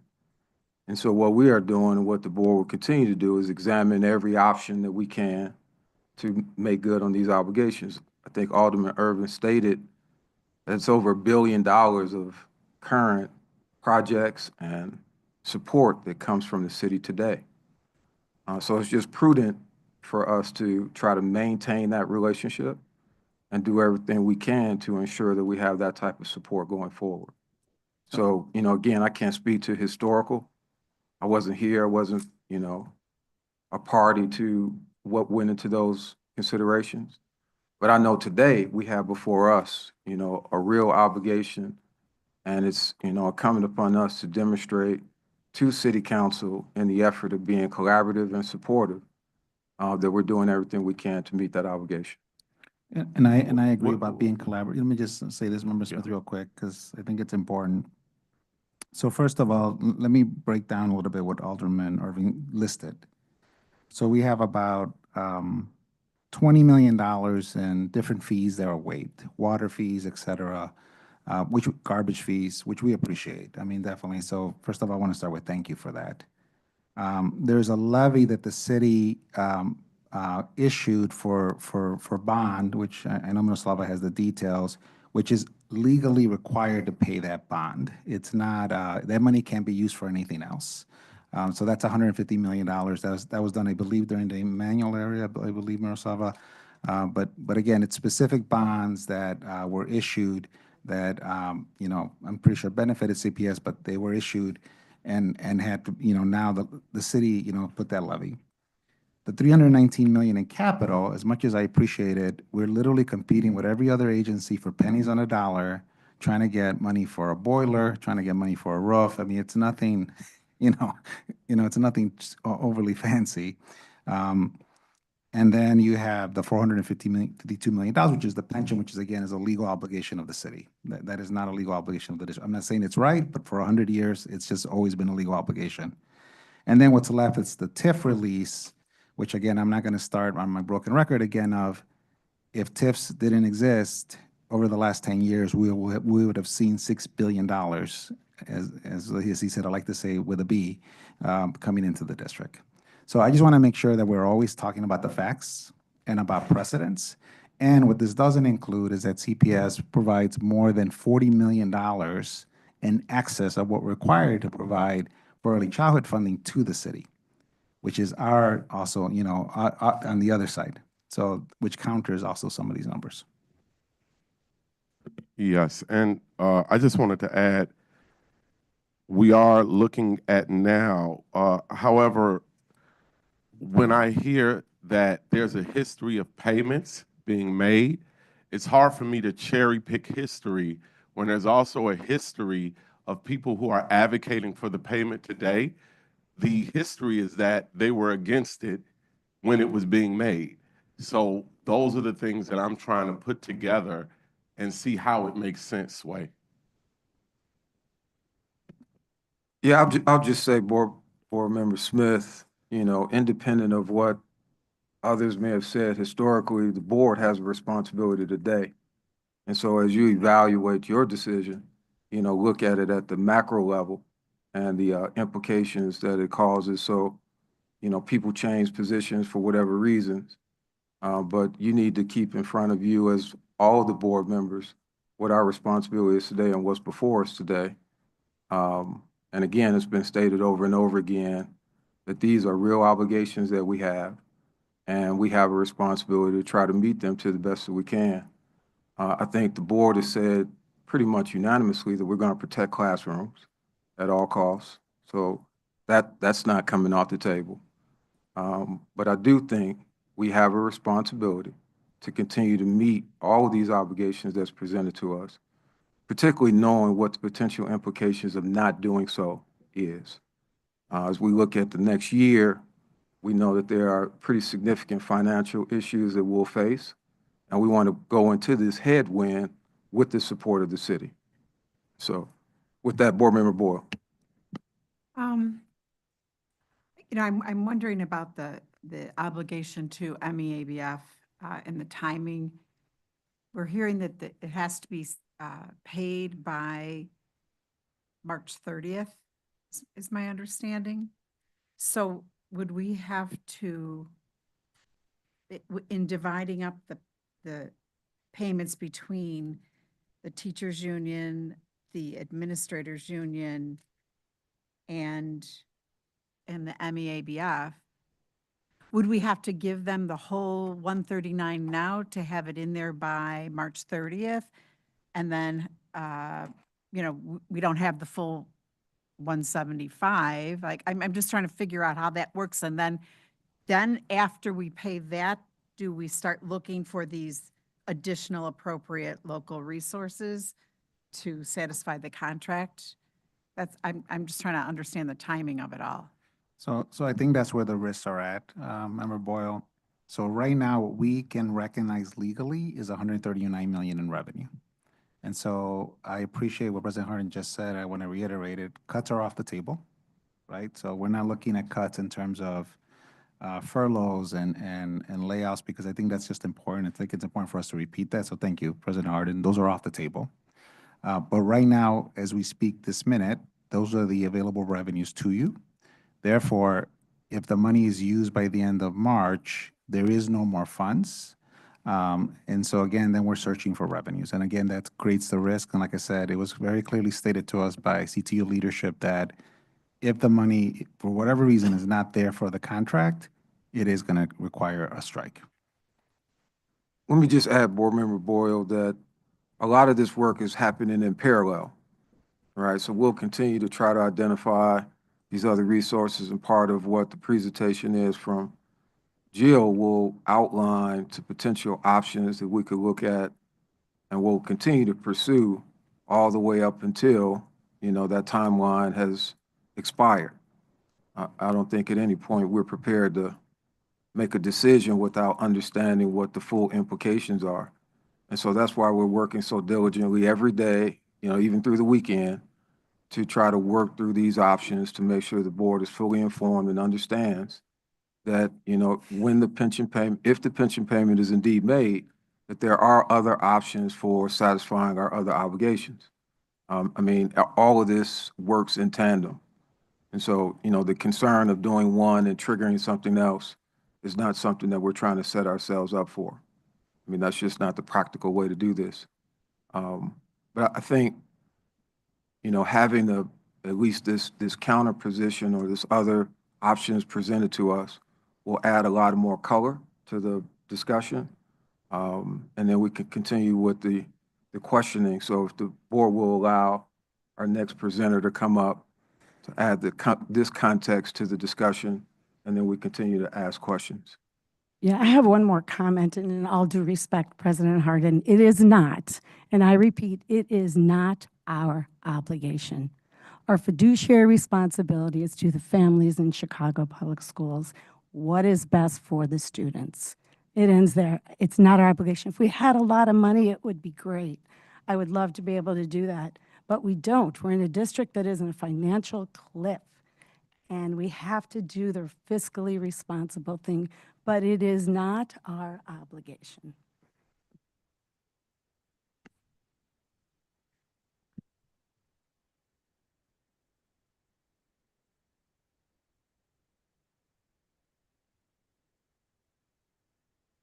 Good afternoon. Good afternoon.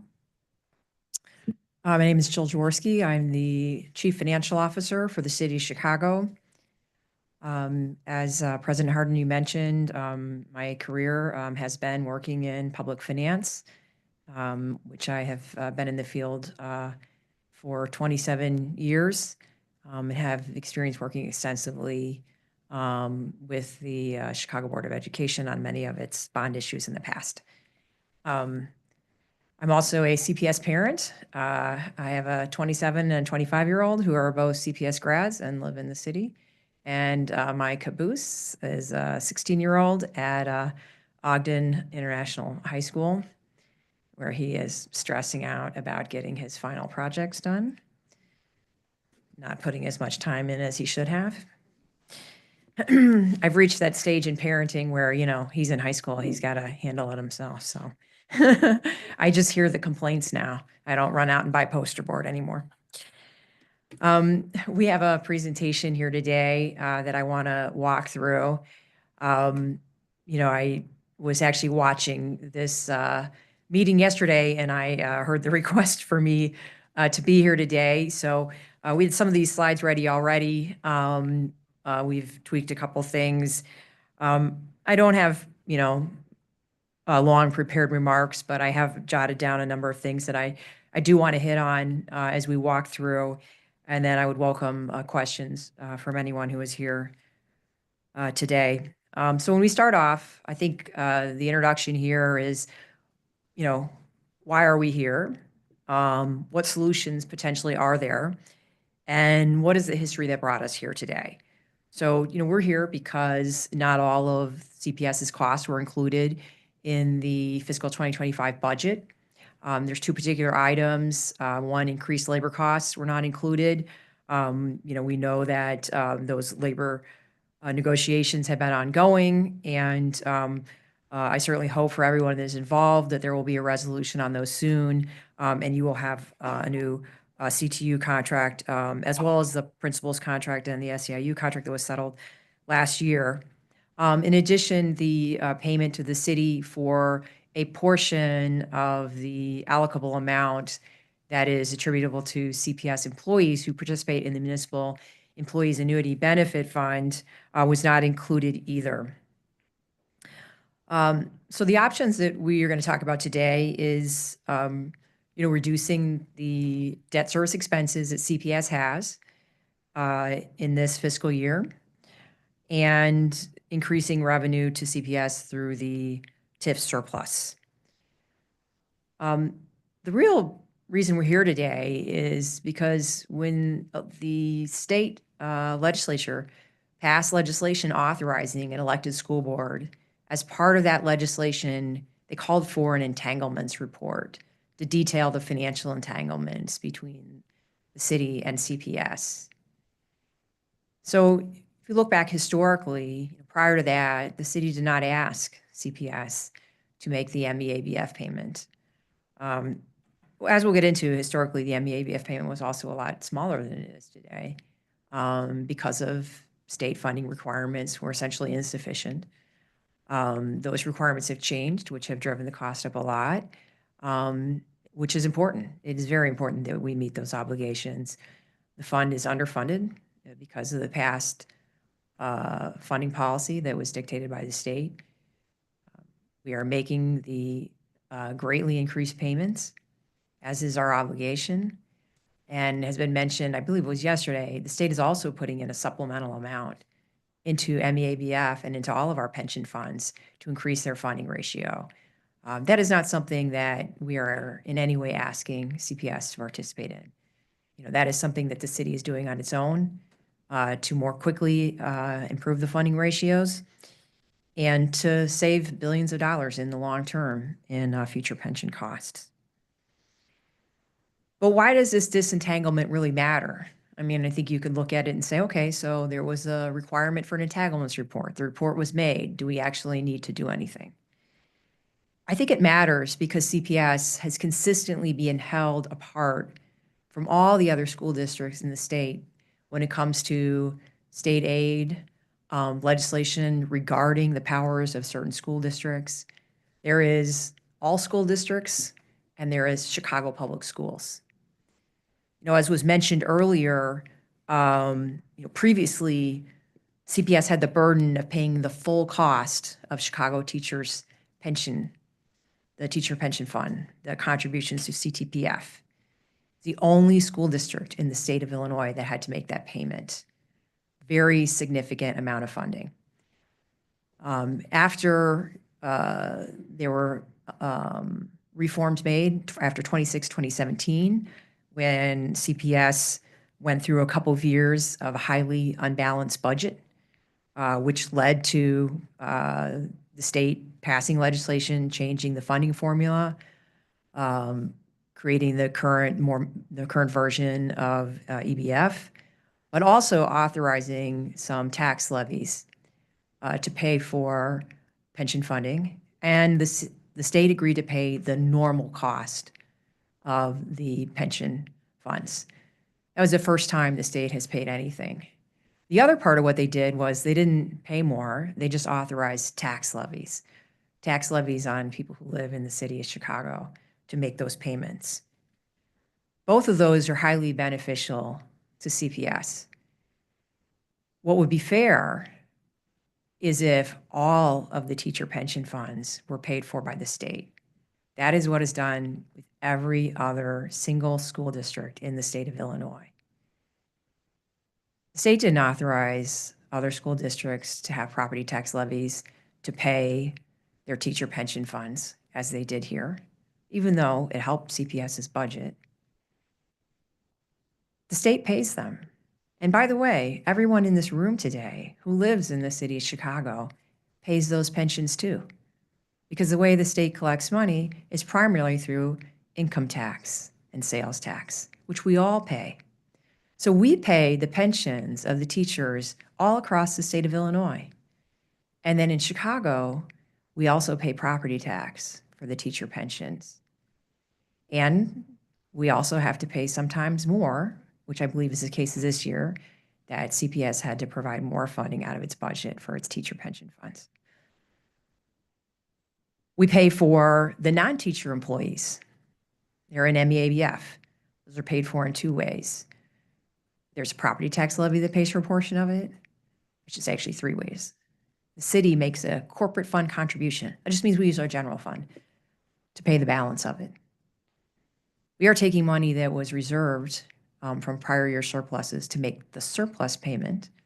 The city had significant surpluses, which it reserved specifically to fund pensions due to COVID era funding. And we have asked CPS to pay for a portion of that MEABF payment.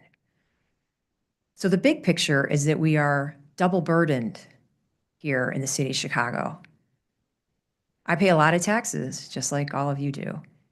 I pay for the teacher pensions for CPS, and I pay for teacher pensions in the rest of the state. So when we talk about disentanglement, it's not just about today, it's about the future. I want CPS to get to a place where the state stops treating CPS as a different and other type of school district. The very first step was when the state authorized an elected school board, something we've never had. When CPS was under mayoral control, things were very different, as one would expect. CPS did not control its own governance. The city did. And we also provided a lot of financial support, which we continue to do today. As CPS moves to be a completely independent school board, there is a need for CPS to become financially independent so that the legislators in the state of Illinois feel the need to treat CPS, the teachers, the workers, and all of the students in the same manner that they treat those teachers, employees, and students in every other school district in the state. And that is why it matters. So this board can choose to not make that payment. And that message is to the state of Illinois that the state legislature doesn't need to address the issues because it will continue to be addressed inside the borders of the city of Chicago. That it will continue to be something that the city has to levy for, as the CEO suggested, or the city has to pay for in other ways, but not something that the state has to solve. And at the end of the day, there's been inequitable funding to CPS for a long time. And that needs to be solved. It's not as bad as it used to be. During the crisis of 2016 and 17, at that time, the state paid 15% of education funding went to Chicago Public Schools, even though 20% of the state students are here. It was so inequitable, it was egregious. Much of that has been changed, but it has not completely been solved. And for me, what I hope is that the long-term goal of this board, of CPS leadership today and in the future, of the city council, of the mayor, and of all the citizens of Chicago, is to ensure that CPS gets treated equitably, that we get the funding that we deserve, that the pensions get treated the same as every other school district. These costs are high, they're burdensome. We need them to be spread out across the state in the same way the rest of the state's costs are spread out over us. That is why disentanglement and this pension payment matters today. Can we move to the next slide? I just want to briefly go through a summary of the MEABF payment and the TIF surplus. The payments began in 2020 with a $60 million payment that was scheduled to ramp up to $250 million last year and 289 million this year. That's CPS's fiscal years.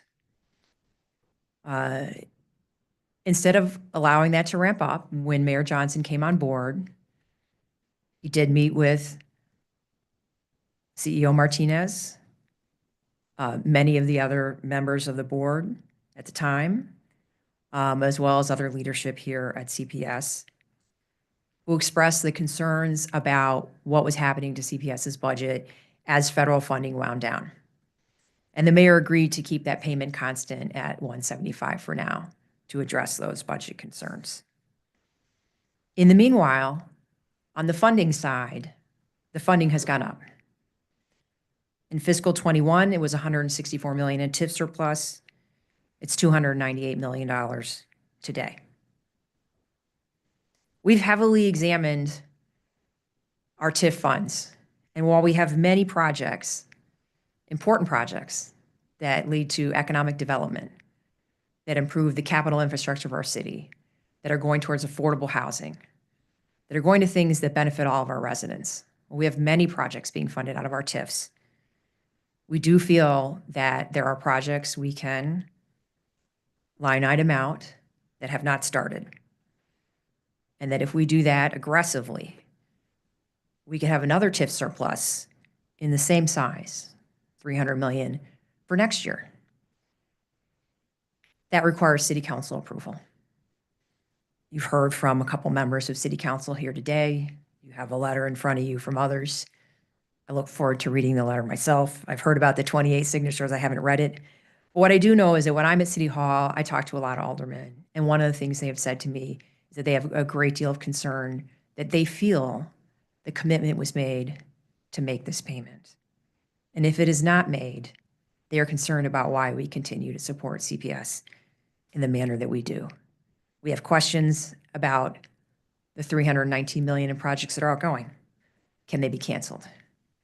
We have questions about limiting the TIF surplus next year and rather putting the money back into the critical projects that benefit the city, including students and parents at CPS who all live inside the city of Chicago. I don't expect our city council to continue with the level of subsidy that they do unless the commitment that they feel was made to them is honored. If we go back to the history of this entanglements, when the report was made about CPS entanglements, CPS, the MEABF payments had started going up significantly in cost. If we go back to 2014, 10 years ago or so, the payment was $162 million. That was the entire payment. So CPS's portion was much smaller than that. If we look at last year, the payment was $940 million. Of that, the city also added on an additional $178 million in an advanced surplus payment for a total of $1.19 billion. The allocable portion for CPS was about $452 million. CPS employees are 63% of the fund. They're 47% of the covered payroll and 40% of the benefit cost. You might be wondering, why are you 63% of the fund, but only 47% of the covered payroll? One of the commenters who spoke publicly earlier today made the comment about the participants in the MEABF fund that the CPS employees are some of the lowest paid workers in CPS. She also talked about how a pension is a promise to those workers. It is true that they are some of the lower paid workers. The MEABF covers both municipal employees in Chicago as well as these employees who are not teachers at CPS. I am a member of MEABF, as is almost everybody that you will run into in City Hall, absent the police officers who work there and protect everyone who works in that building every day.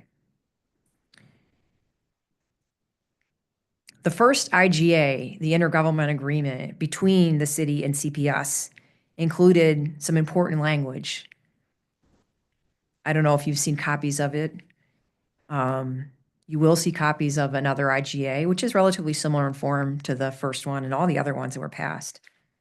But the language in it, in the very third item, immediately after the whereas clauses, says that the IGA would renew annually through 2059. CPS and its board had a clear line of sight that the intent was for the payments to continue. It wasn't a year-by-year negotiation. The payments that were made initially, the first three, the 60, the 100, the 175 million, they track exactly what the agreed upon plan was for payment. And only after Mayor Johnson came on board and reduced the payment from 250 million to 175, which was made a year ago, and reduced the payment for this year from 289 million to 175, did it change from that ramp. We don't think it's correct that this was a year-by-year negotiation that CPS did not intend to pay in the long term. Let's move to the next page. You had a preview of this when Alderman Irvin, Chairman of the Budget Committee for City Council, spoke to you earlier today. For your convenience, we've put together a table to show you the level of city support. So the largest entanglement is the MEABF fund, of which, as we calculated, based on a percent of payroll, CPS's portion was $452 million last year. As I mentioned already, we paid over $1 billion into that fund already. We are asking $475 million to be paid by CPS for their workers, which leaves a $277 million subsidy that the city is contributing. I think there was a question that was asked yesterday about how much the allocable portion was. And the budget director didn't have the numbers with him at the time. But I took a look at CPS's ACFR, its financial reports that are on the website. And in its most recent ACFR, CPS net noticed that it recognizes that the city made a $181.4 million payment on behalf of CPS to MEABF. Additionally, CPS paid $175 million. That was a $356 million allocable portion that was calculated by CPS. Not sure if CPS uses the same methods for calculating the allocable portion as we do, but that was CPS's calculation of what it was, and that would have been for 2023. We have $319 million of TIF-funded projects that are currently underway. These are capital projects. That amount, I believe, is significantly larger than CPS's own capital budget was for this year. And while maybe they're for things that are unimportant, like a boiler here or there, nothing fancy, it's a significant amount of money that is contributing to the buildings that support the students and their learning environment. We provided $298 million in TIF surplus. There's been a lot made of the ask of $484 million. I don't think anybody in City Council took the $484 million ask as a serious ask, or that it implied in some way that CPS would not make the TIF payment. There are no other taxing bodies who come to CPS and ask for TIF surplus. Most of those bodies, much like the city, budget a reasonable amount based on what has typically been done over many years, not over 1 year. And then to the extent there is a larger surplus, they're able to spend that on projects. We have not had somebody come in and ask for 5 million, 10, 20, 100. And other than the CEO, we've never had anybody ask for 484 million. I do not believe when City Council approved a $570 million TIF surplus, which is a significant surplusing of money that is not going into projects that benefit all Chicagoans, that they ever expected that would mean that the CEO would say, no deal, we're not paying it. $142 million debt service is paid by the city, that is by a levy, for capital projects that were for all CPS buildings. There's no question about whether they benefited CPS, they did. We're paying another $12 million of TIF revenue for other debt service for capital projects that we have completed.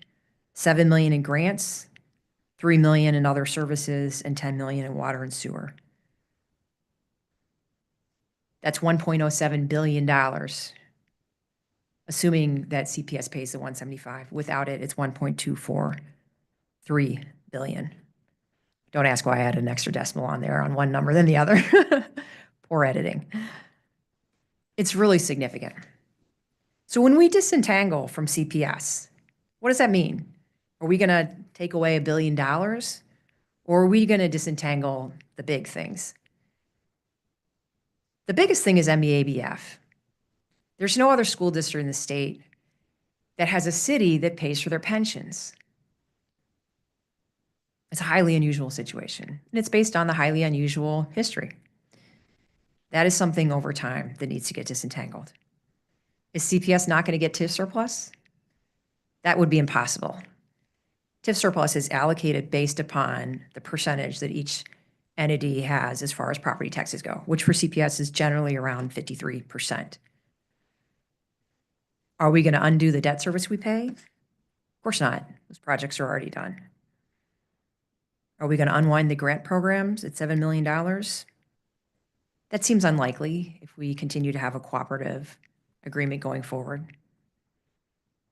And certainly to the extent that we successfully disentangle, there's always a possibility that number goes up. It really is about the MEABF, but there's a lot of money in here. And City Council controls TIF projects, and they control TIF surplus. And they've made it clear they're not happy with the current situation. Let's move to the next slide.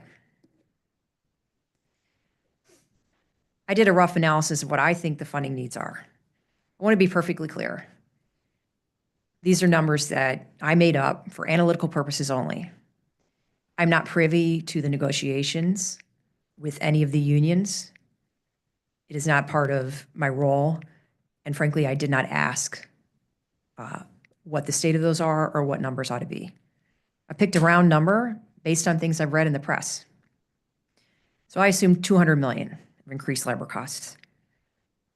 That number can be lower, it could be higher, I don't know. But it lets us do the math.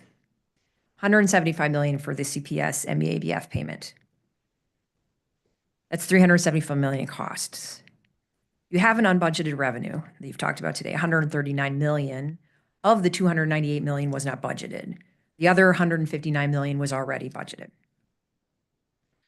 So if we take out the additional revenues and the additional costs, we get to $240 million. So we took a look at what are the short-term borrowing scenarios that CPS could use to address the remaining gap. I know you heard a lot yesterday. You heard that it would be illegal for CPS to balance its budget using debt proceeds. I spent a lot of years working with CPS, and I worked on a lot of debt financings of various kinds. And I was working with CPS as their advisor in 2016 and 17 when a very large number of deficit financings were needed, unfortunately. As we talked about earlier, the history in 2016 and 17, a lot of funding came to CPS after that. It was an unpleasant way to get there, but CPS has received significantly more funding from that time period.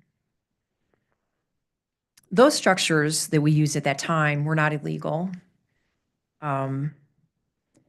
Nobody lost their board membership or engaged in a misdemeanor, and there were no CPS staff that lost their jobs. They were structured as refundings and restructuring of debt. So what does that mean? It means in lay terms, if you issue bonds that take existing debt coming due and you refinance it out over a longer term, What you actually do is reduce your costs. You lower your expenditures.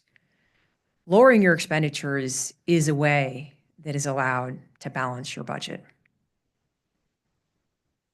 CPS makes debt service payments once a year. I believe they need to be done by February 1st. It could be February 15th. Sometimes I get the dates confused on the mechanics. So CPS has already deposited the money that it needs to pay the June 1 and December 1 debt service payments. We can flip to the next page. If CPS issues refunding bonds that refund $240 million of those costs, that money, the debt service obligation will be reduced. That's a lower expenditure. And those funds will be released out of the debt service fund after the bond financing is completed and financially closed. We looked at 3 different scenarios on how could we achieve this. The 3 scenarios that we looked at have terms of 3 to 10 years, maturing between 2028 and 2035. We used current market conditions. I believe it was based on March 3rd. Yes, March 3rd is what we have noted on the page. We took into account CPS's credit rating and the credit spread it would have to pay. We confirmed with investment bankers to ensure that the market level we were using was appropriate. Each of the borrowing scenarios is under 5%. It's not a payday loan. They each generate the $240 million that we've modeled. You could do 250, you could do 200. But each of them generates the same amount of money. It would refund payments due on June 1st and on December 1st. It's a combination of tax-exempt bonds for the amounts due June 1st and taxable for the amounts due on December 1st. And they would result in releasing a like amount of money out of the debt service reserve fund. If we flip to the next page, this is the hard one to pay attention to, a lot of numbers. My apologies. We illustrate what the repayment scenarios would look like in real money. So each of the colored boxes shows a different repayment scenario. So we'll start with the one on the left. The left-hand column where it says cash flow savings, that is the money coming out of the bond deal, the $240 million that would get received this year. And the repayment stream. In that one, it shows 3 years of repayment. We'd call that an accelerated repayment scenario. $150 million, $15 million in the first year, $119 in the second, and the last year, $29 million in repayments. The revenues in the middle column, it says new revenues. Those are the property taxes that we expect CPS to receive. Those are the city projections that have been made, property taxes that CPS will receive as TIFs expire in the city. And on the right-hand column is the balance. So what is left over? So if you look at that blue with the 3-year repayment scenario, you can see that it's essentially using all of those projected TIF revenues, the new property taxes. These property taxes come to CPS on top of the levy and on top of the CPI increase that CPS takes each year. And once they are added on, they become part of the base levy and can be increased at 3% a year like the rest, 3% or whatever inflation is like the rest of CPS's property tax. The middle scenario is a 5-year repayment, and that has a $56 million annual debt service payment, which you can see if you look to the right-hand column in the yellow, there's excess then every year from these new property tax revenues. From $59 million in 26, the first year repayment, ramping up to $87 million. You see a pretty big jump in 2031. That's because there are a lot of expirations in 2030. Scenario 3, 10-year repayment, $31 million payment, a larger amount of excess left over. These are just ideas on how you can think about repaying it, not using 30-year bonds, and thinking about the new property taxes that will be coming in. So one of the questions that we get, that we've heard asked by some folks directly to us, and we've heard speculated about, is how would you know that CPS is actually going to get these property tax payments? How do you know that we're going to let the TIFs expire? So the city itself has authorized borrowing for the city's purposes against these same TIF revenues. We have a web page inside of our website dedicated to our plans.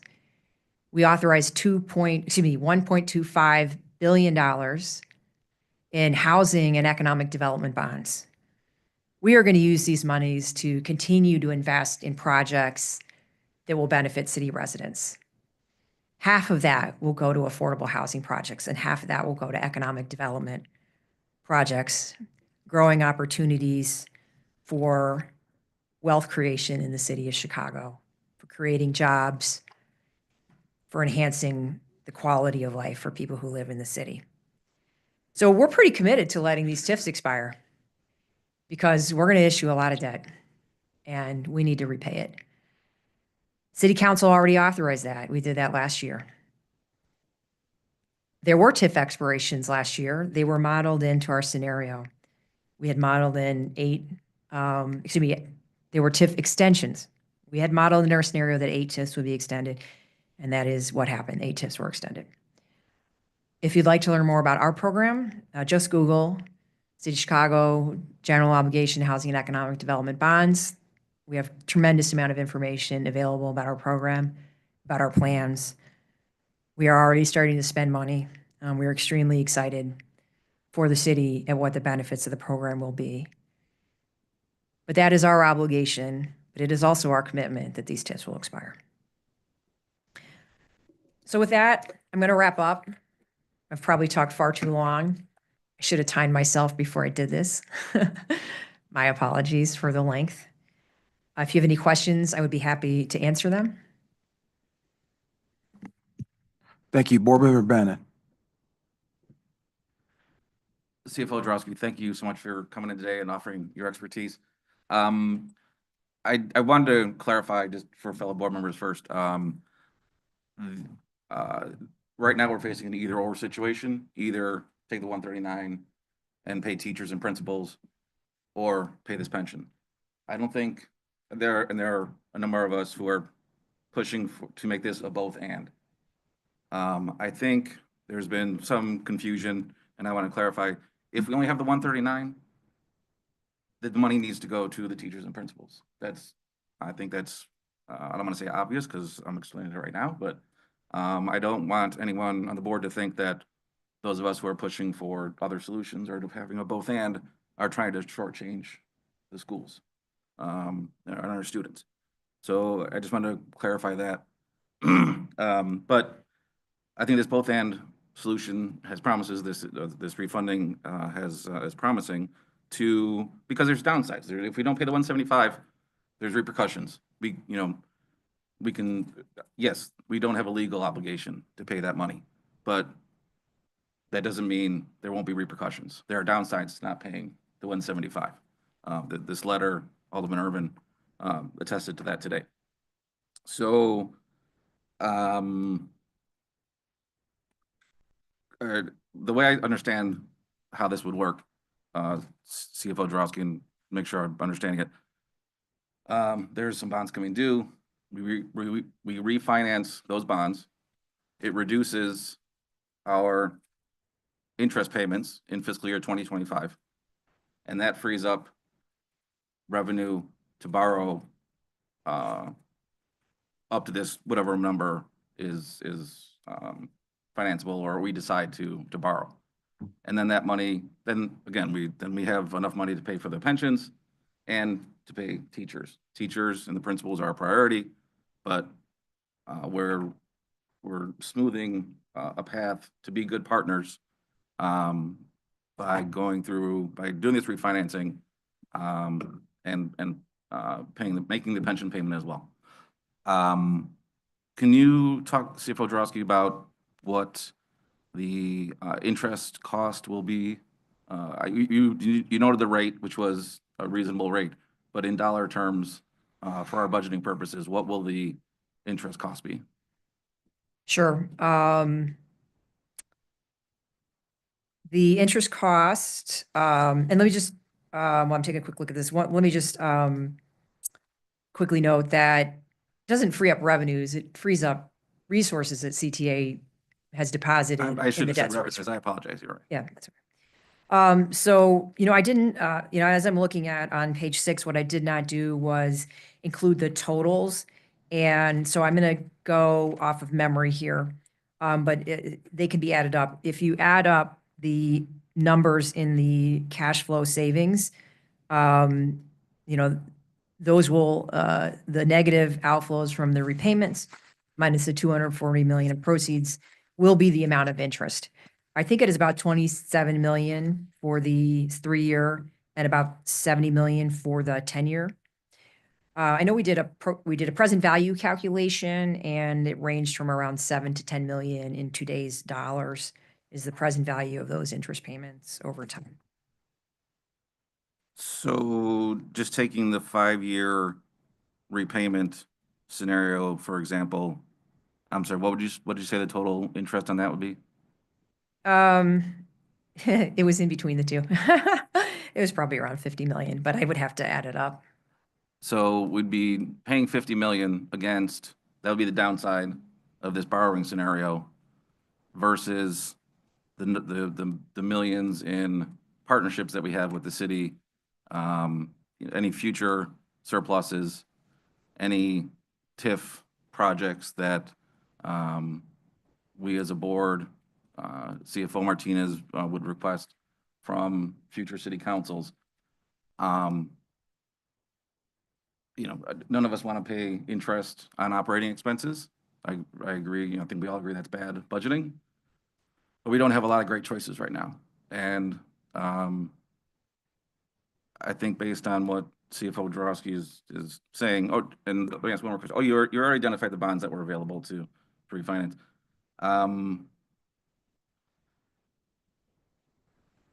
think that's all I wanted to ask at the moment. And again, so there's some interest payments we need to pay. I think the repercussions of not making this payment, as people have attested today, or not making the pension payment, as people have attested today, is way more expensive than the interest on this refinancing. I agree with CEO Martinez that we need to have a better longer-term discussion about sustainable financing. Given where we are in the year, this, I believe, is our best option. Thank you. I have a question. Board Member Custer. Sorry. Sorry, Board Member Smith. A couple of different times you referenced a disentanglement report, which I'm assuming is the 2002 disentanglement report that was issued a couple of years ago. We actually received that report. It's about 50 pages. I read the whole thing. It's pretty bleak in terms of what CPS can handle. It pretty much outlines in the entire first half CPS's inability to pay for some of these things moving forward because of our inability to produce revenues.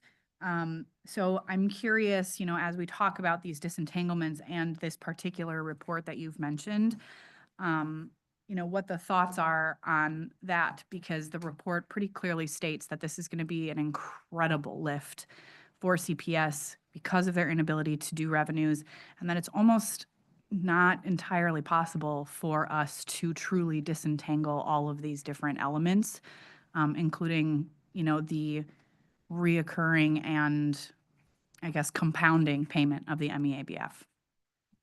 Are you referring to the ISB report? Go back to Or ISB did a report, CPS did a report. This is from, on it, it says Chicago Board of Education, Chicago Public Schools, City of Chicago.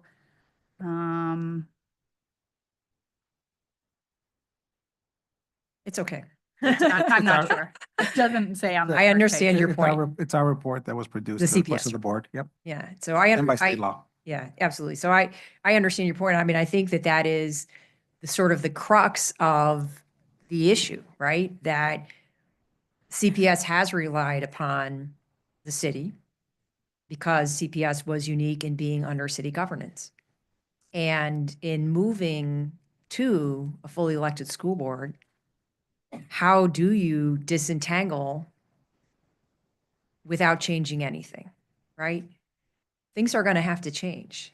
And this is the opportunity to start a new dialogue with the state about the state funding CPS in a manner akin to other school districts. So first off, if we talk about the teacher pensions, if the state paid for all of CPS's teacher pension funds, that would be a significant reduction in cost. Now, right now, CPS has levies that pay for those tax levies. Talked about that earlier, the double burden on Chicago residents. If those tax levies were allowed to be used, if legislation changed their allowable use for CPS operations, that would solve a very large portion of CPS's budget deficit. And that is why the path to disentanglement, I think, has to be done together. It has to be a cooperative process with the city to ramp up to disentanglement and in coordination with the state and with state legislators to say, you see what we are doing here, and what we need for you is to also come along. The city is not interested in just saying, hey, CPS, you're going to be high and dry. Sorry about everything. That's not where we're coming from. But we do want CPS to get to the place where it is financially independent, like all other independent government entities, and is looking to the same sources of revenues, state revenues and local revenues, as other school districts are. I think the CEO said before, and we actually met with our legislator who talked a little bit about the continual work we've been doing down in Springfield to advocate for that. But after years of that advocating, we haven't seen the needle really move on that. And this is an immediate need. So for me, like the advocating is important, going down there is important, creating those relationships is important, but I'm seeing an immediate need today and tomorrow that we don't have an answer to being addressed. So for me, it's trying to figure out how we get these revenues in order to answer these questions tomorrow. And that I'm having a hard time seeing where that's coming from in some of this information. Yeah, I mean, this information that we provided to you is essentially a bridge scenario. That's what it is. It's not, bringing in state money today, though the state budget is not done. And certainly we know that conversations is ongoing and lobbying is ongoing. And we hope that that has fruitful results for CPS. But, what we presented is an option for a bridge financing, in essence. But I would say to you, I think that one of the reasons CPS has not had success is that it continues to be held apart from other school districts, and that while legislation was passed on a practical level, the financial changes have not been fully implemented or agreed upon. And there hasn't been a coordination of how do we present a plan to get to financial independence, and how do we ask for the state to bring us to that path. I don't think there's been that type of coordinated approach. One of the things I've had state legislators tell me is that one of the reasons that legislators outside of the city tend not to want to support CPS is they feel that CPS doesn't do the things that other school districts do. For instance, go to the voters and ask for a levy.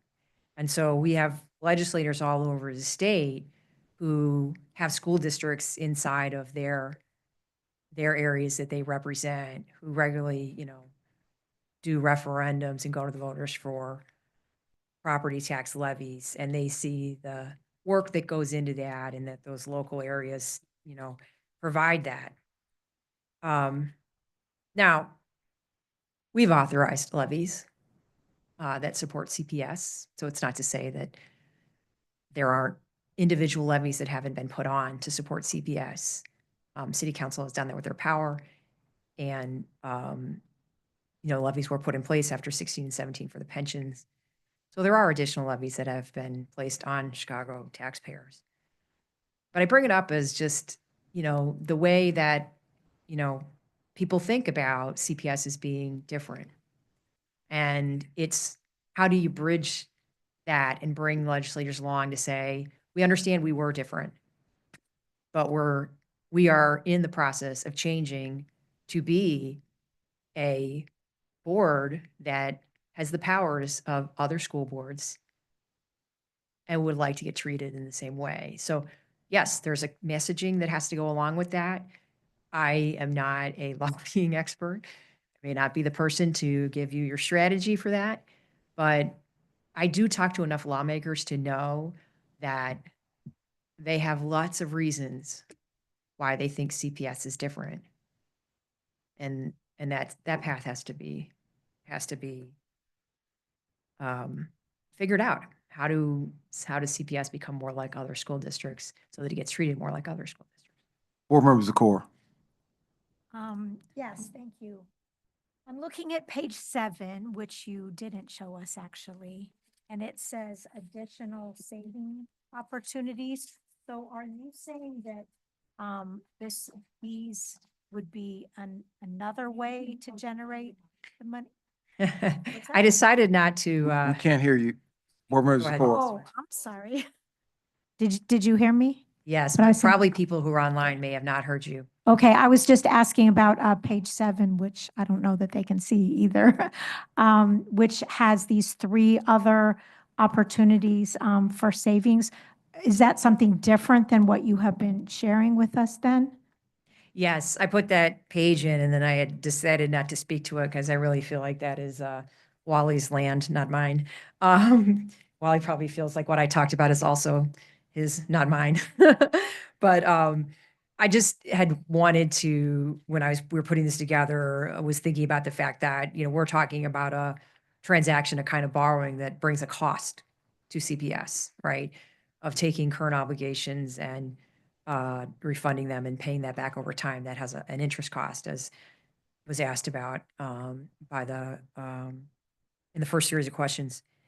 You also have a lot of bonds. CPS has a lot of bonds that have higher coupons that are what we call callable, or they're available to be redeemed on December 1, and that those can be redeemed for savings. You currently have some pretty significant number of bonds that could be called right now that the savings are reasonable, but not amazing. But there's a lot of bonds, the 2016A bonds in particular, and the 2016B and 17AB that will be callable or could be purchased through a tender process that would achieve a lot of savings. And so I only had that in there to say, this is a transaction that has some costs associated with it, but CPS going into next fiscal year also has some good opportunities for transactions that will bring us true debt service savings into CPS. Because that comes to 206.6 million. I added it up, and maybe that's about the amount of money we need. Is one better than the other? I guess that's what I'm not understanding. What you presented Well, before. those versus this. transactions, the additional savings opportunities, I think that CPS probably would want to focus on those in the 2026 budget year. Because if you were to execute a transaction for them now, to refund them, you're too far away from the redemption date and would probably have to do that on a taxable basis. And likely you would prefer to do that on a tax exempt basis. Board Member Boyle. Yeah, my question is, we already have so much debt, and our debt payment every year is so much of our budget. And what kind of a message does this send to the state? That bill that was filed last week saying they want to reinstate the school finance authority. Does it look like we can not handle our budget ourselves and we're just borrowing? And are they going to is that bill going to get traction? Is there a concern to present this borrowing plan? I'm wondering. It's hard for me to speak to, what the reaction of state legislatures would be. Um, I think that the filing of that bill, I have not had a chance to talk to, our lobbyist about it. But from what I've heard, though again, not, directly from our person who has their ear to the ground, but from what I've heard from others is it doesn't seem like something that has traction. And one of the main reasons why is it would be very counter to what the state did in authorizing legislation to create an elected school board that would be fully independent and have its own powers, and then turn around and before that board was fully elected and seated to then take powers away from the board. So it would be, I think, a difficult vote for most lawmakers to take. It's completely contrarian to the actions that they did take already. So I don't suspect that if you did a borrowing to meet your obligations this year, that it would have that impact. The CPS has lobbyists who can probably answer that better than me. Board Member DeBerry.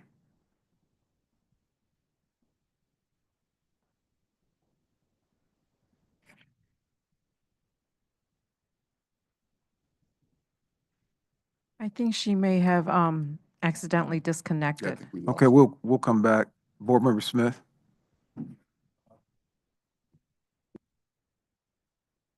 Yes, thank you for the presentation.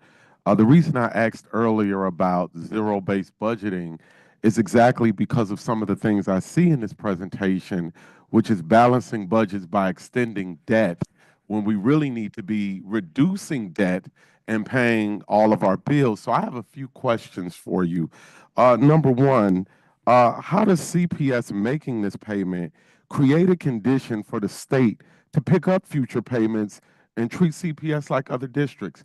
How does paying this create those conditions? As I said earlier, I think that, one of the challenges that CPS has always had when it comes to state funding is that Can you please CPS. speak up? I'm sorry. Sure, sorry about that. See if I can move this closer to me. Need a higher lectern over here. I think one of the reasons that CPS has been treated differently historically by the state is because it has not had full governance control. It has been an entity that the governance was controlled by the city and that its finances were entangled with the city. I don't think that that is going to change without a path to this entanglement. Mm-hmm.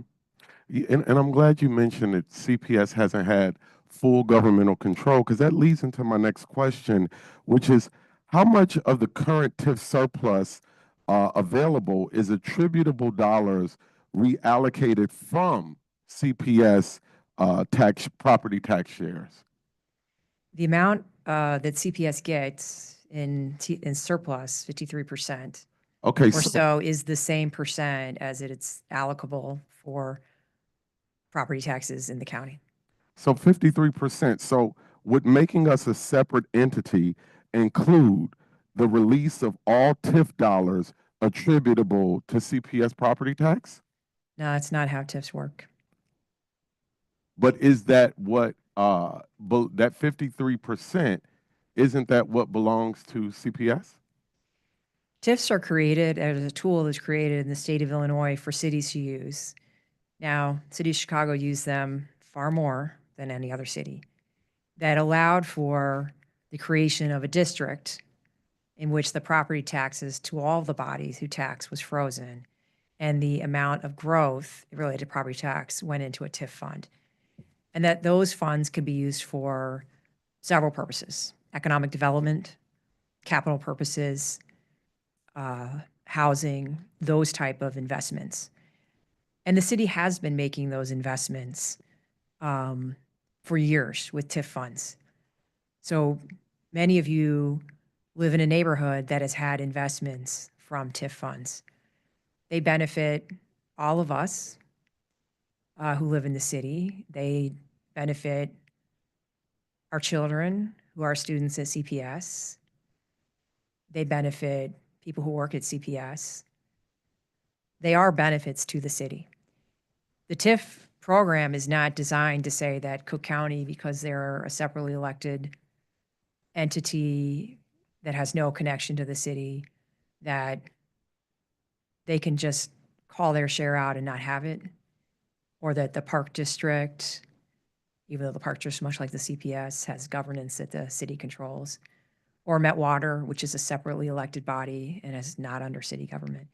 There's nothing that says that any of those entities can go and take their allocable share out of the TIF, because it was designed to aggregate the growth to allow for reinvestment.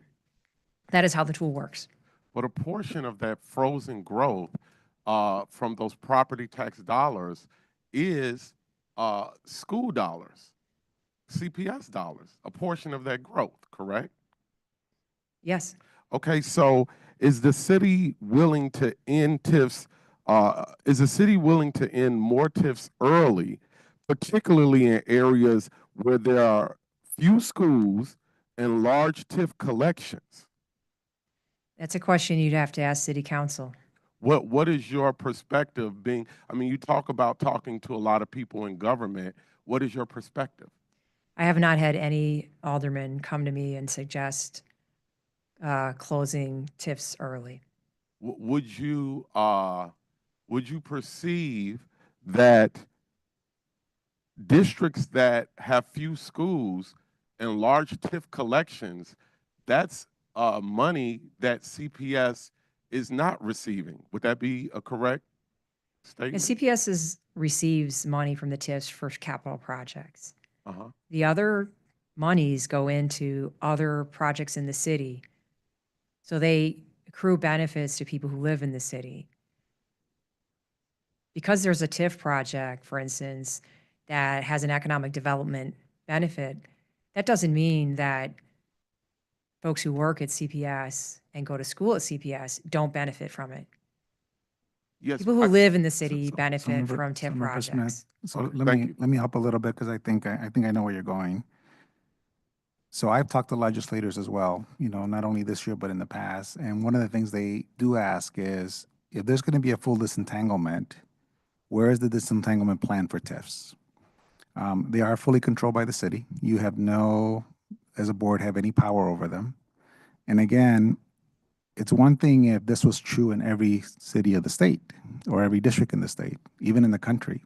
This is a CPS issue. This is a Chicago issue. Again, not saying that TIFs haven't had benefits for our city. That's not really the debate. Not saying that, we're not getting pennies on the dollar. So by the way, the capital dollars we get, it's about $200 million that we have right now. We have to match $100 million. But again, if TIFs didn't exist, even in the last, and that's been projects over the last 5 years, if TIFs didn't exist, you'd be getting $600 million every single year for the last 5 years, which is $3 billion. And so again, you can't separate the things. They're together. And again, I'll just remind everybody in terms of the municipal pension fund, we're the only, this is a Chicago only issue. Every other district, every other city joined together and they created funds years ago. I don't know why it didn't happen in Chicago, and they're overfunded.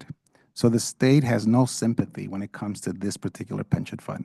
I do agree with Jill, though, that the opportunity, it's just a matter of timing. And I think one of the biggest inequities we have is the fact that our taxpayers do pay for the teacher's pension fund and the state's teacher's pension fund. That is a double taxation. I completely agree. The challenge is you're not going to get that resolved next week. And, again, I think it's a longer term issue, but I think it's a good one to fight for.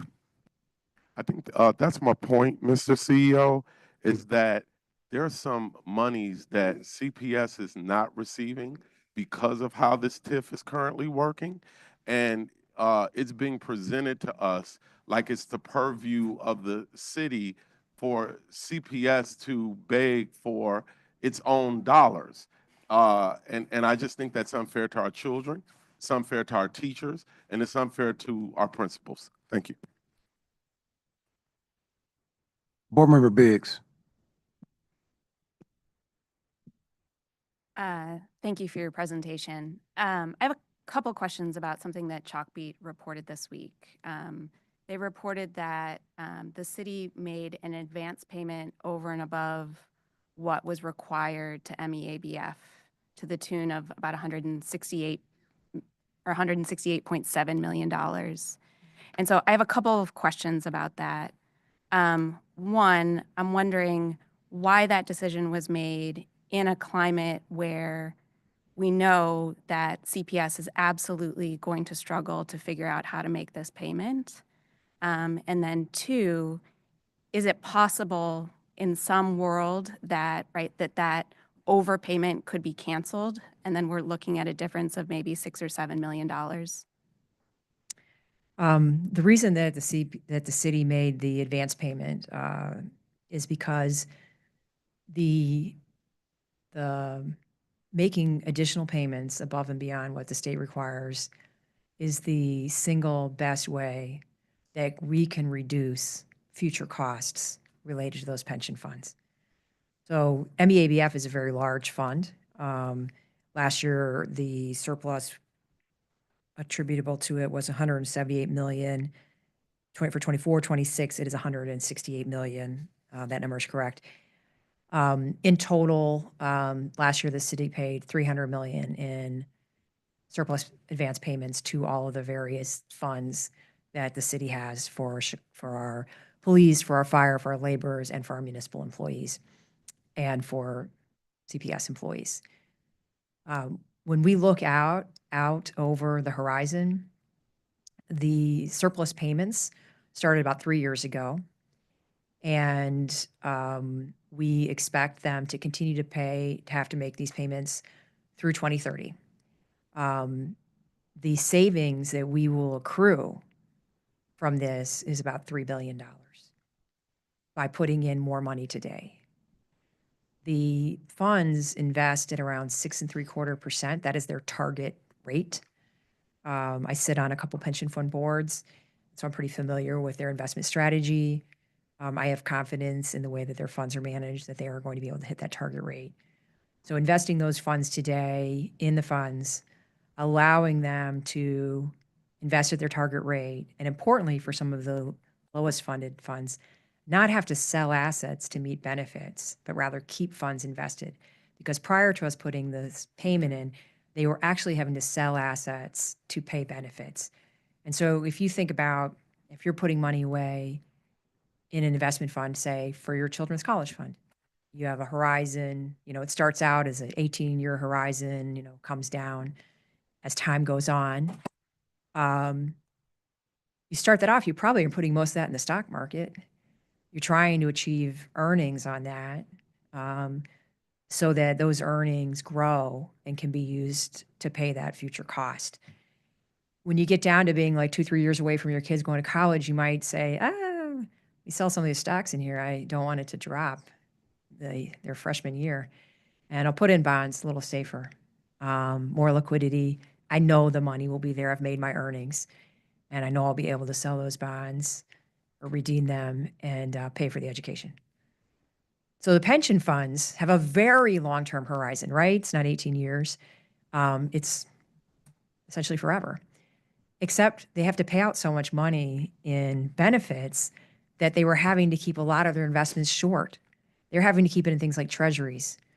This is during a time when treasuries were, paying, short-term treasuries less than 1%.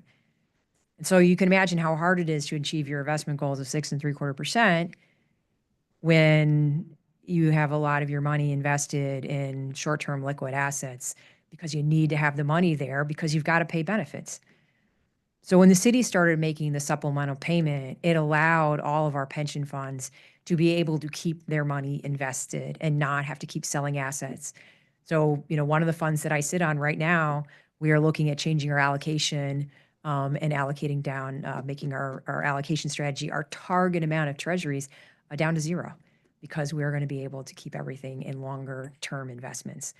Those are the kind of things that are going to contribute to the health of our pension funds. They're going to grow their funded ratio, and they're going to save us all lots of money in the long run as far as how much we have to put in there. By the way, we all pay for that, right? Because that comes from all the taxes we pay in the city, is what goes into paying for those funds. And so putting that supplemental payment in is incredibly important to reducing that burden on city taxpayers. We could accelerate our debt, not nearly as useful as putting money in the pension fund. That is something that is a priority that we have made because of the cost it will save to all of us. We actually defer a lot of our debt. We pay a lot of our debt longer, but we are accelerating our pension payment. It's an issue that's separate from the CPS, portion. It's really about trying to solve the decades of underinvestment that were made. If you go back 10 years, the city paid about $500 million into our pension funds, and this year we'll pay almost $3 billion. And that's because we followed the state law on contributions, and it wasn't enough. Now the state law has gone way up, saying you got to put in $2.7 billion, and we're adding more to get to that $3 billion number. We're trying to make up for what was one of the most costly and devastating funding plans in the nation. Board Member So- DeBerry. Sorry, I wasn't totally done. So I understand that, right, it is a separate issue than the $175 million that CPS, right, would reimburse. But I'm just wondering, again, in this climate, right, where we don't have a readily available means in order to make, right, to support the contribution, why you would move forward and make a contribution over and above? And is that something that could be changed for the past budget? Is it something that could be different decision could be made in a future budget? Is there a thought about raising the levy in order to cover that? I'm just wondering how the city is thinking about those pieces and the tools that you have available as well. No, we cannot undo the deposits that we've made. So we cannot undo the deposits we made for last year's budget or this year's budget. City council could address that in the 2026 budget. As I said, the city reserved money during COVID for these payments. So they didn't come out of a levy.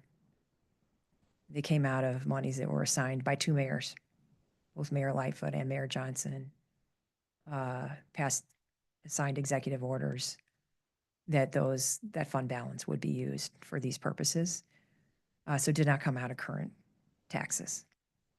Moving forward, actually, our plan is that a lot of that will come out of revenues we expect to receive when the Bally's Casino is built. And those monies are already dedicated to go into our pensions. We also cannot divert those monies. But that can be taken up in future budgets. But again, this is a plan that was started several years ago to work to disentangle the schools, and we've lowered the requests that we're asking. We haven't increased it. We've lowered it significantly. And CPS had clear eyesight on this plan. Board Member DeBerry.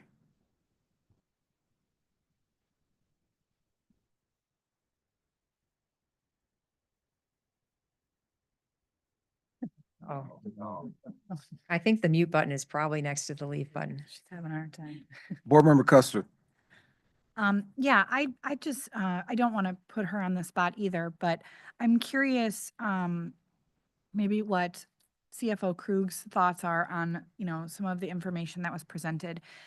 I think it's great that we have someone here from the outside to come in and talk to us, but, to Chief Sikowski and CFO Krug, they live this every day. This is the work they do every day. So I'm also curious to hear their feedback on, what has been proposed, in some of this information.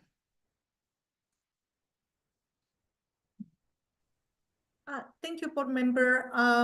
Coster, I haven't seen the information. This is the first time that I've seen the information from CFO GL. So I would like to read and see what are the assumptions really to speak about the financings. They have been financing in the past. They haven't been financings to balance the budget. They have been financing for liquidity issues. So I think I would like to go over what the presentation is about and not speaking out just of what I'm hearing, and I'm online. So I really would like to see the presentation before making any judgments.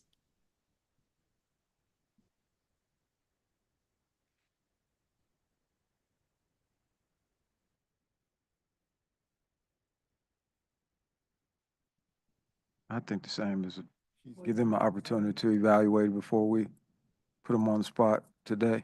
I think it's really where CFO is. Board Member DeBerry, are you with us? Are you able to come through? No? Okay. Rosenfield. Thank you. Thank you for your expertise. I appreciate you coming today. I have a couple of questions. One, so the city did in fact make the advance payment. That is correct. So how much specifically was that payment?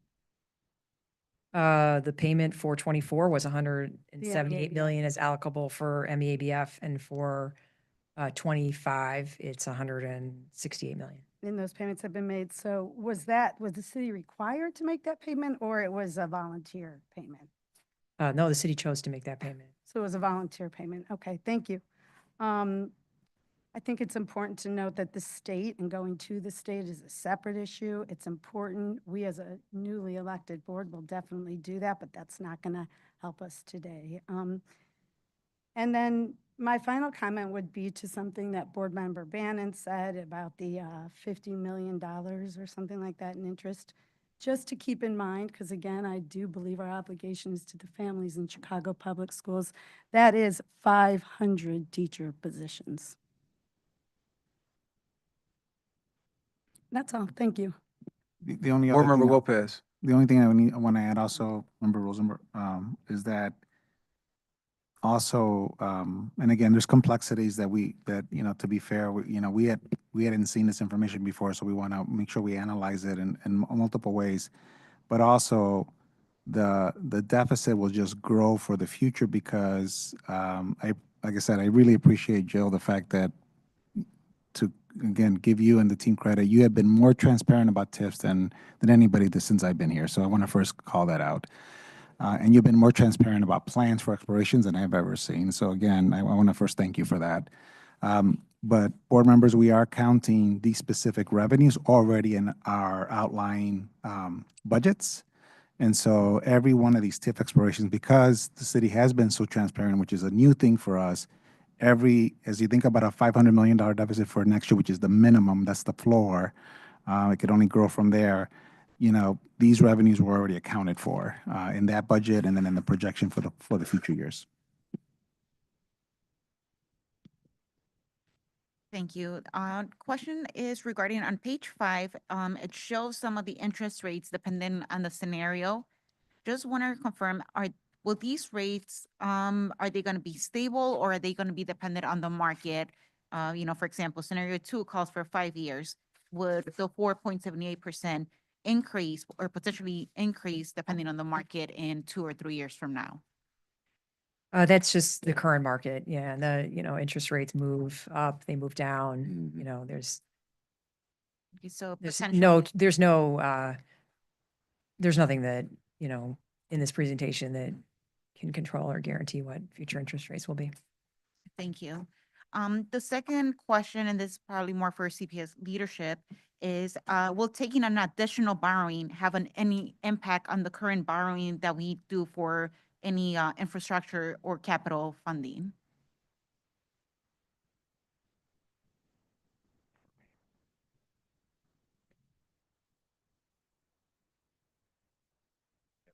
Miroslava, do you want to address the question about the impacts on borrowing?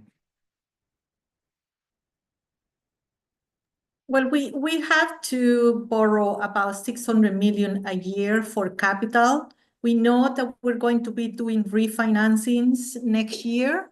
And we will analyze the different options that the different groups are bringing to the table. Our budget for 2026 already includes some assumptions of balancing, of refinancing that we're going to do for 2026.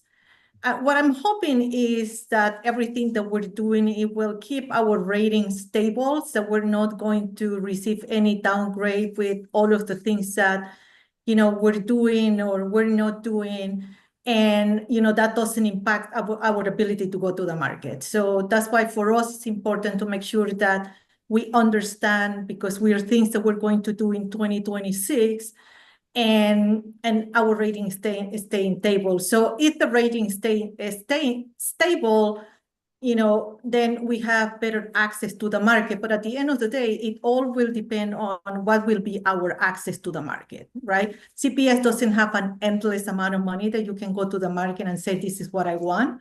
So we just need to wait and see. I couldn't say no, I couldn't say yes, because it depends what the market conditions will be at the time.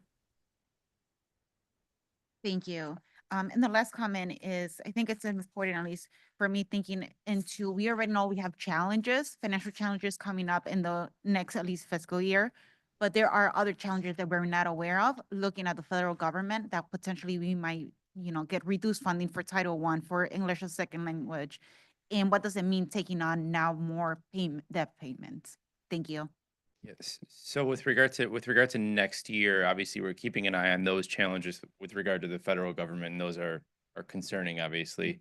CEO did mention the deficit of $500 million next year. That's under the best case scenario. So that wouldn't include a payment for the MEABF. So we're really looking at, if we're planning to pay this next year, a deficit between $700 and $800 million that could potentially be added to if there's additional borrowing costs that we have to take this year. So we need to figure out this year so that we can really focus on some of these big challenges that we have ahead of us heading into next fiscal year, which is coming up in about 3.5. Board Member Brown. Thank you, President Harden. Just wanted to, for Jill, just wanted to get a sense, based on your past experience, is taking out a loan illegal? Or let me say, financing to reduce our debt and our costs, is it illegal? No, it's not.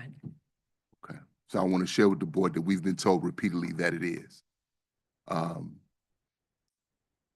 I think that the way the question is framed is what makes the answer. So if you were to issue bonds and just take that money as what we call working cash, and put it into your operating fund, and say, I have proceeds, they're revenues, that's not considered something you can balance the budget with. Okay. But you can borrow to refinance and lower your costs. It achieves the same impact. Yeah. It's a distinction between the two, but not a difference when it comes to actual financial impact. But it is a distinction whether you're refunding to lower your costs and free up funds for liquidity, or you are issuing bonds to generate cash flow. Yes, and that's why you've gotten two different answers.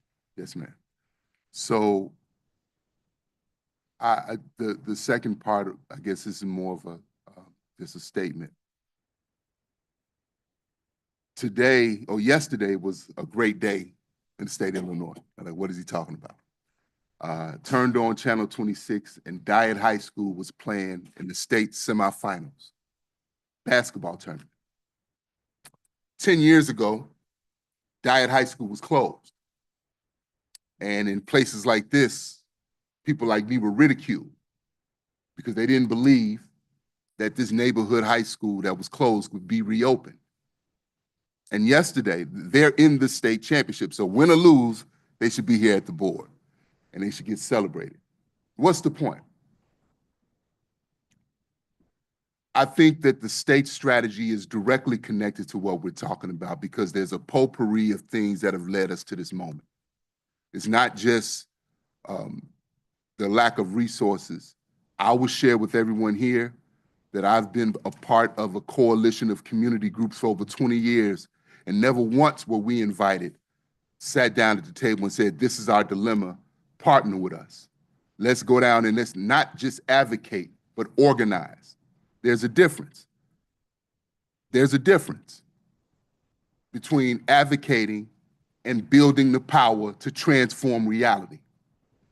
Dyett High School is an example of building the power to transform reality. This situation cannot just be looked at as the ability to make the pension payment or not.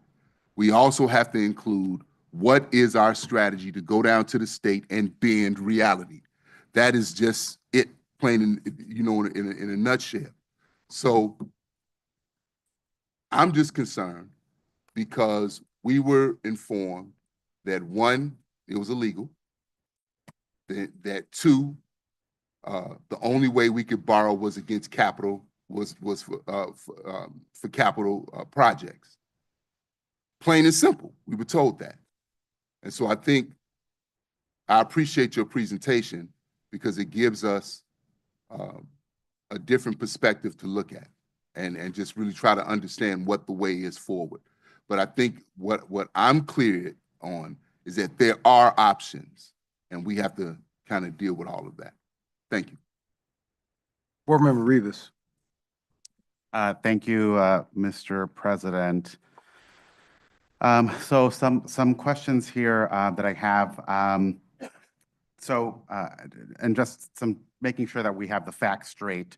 So first off, Member Brown, thank you for bringing that up. Although we have received information that we're not allowed to borrow, that is that distinction that we're not allowed to borrow and consider that borrowing as revenue. This is talking about refinancing of this debt, and had all the members of the board receive this information prior to yesterday, we maybe could really wrap our minds around it, but we weren't privy to these conversations prior to this.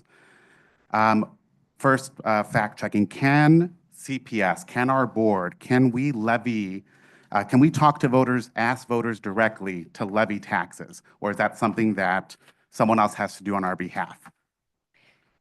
I'm not super familiar with the law on this, but it is my understanding, and I say this without, this is just my understanding. I would need to check it and maybe people know better.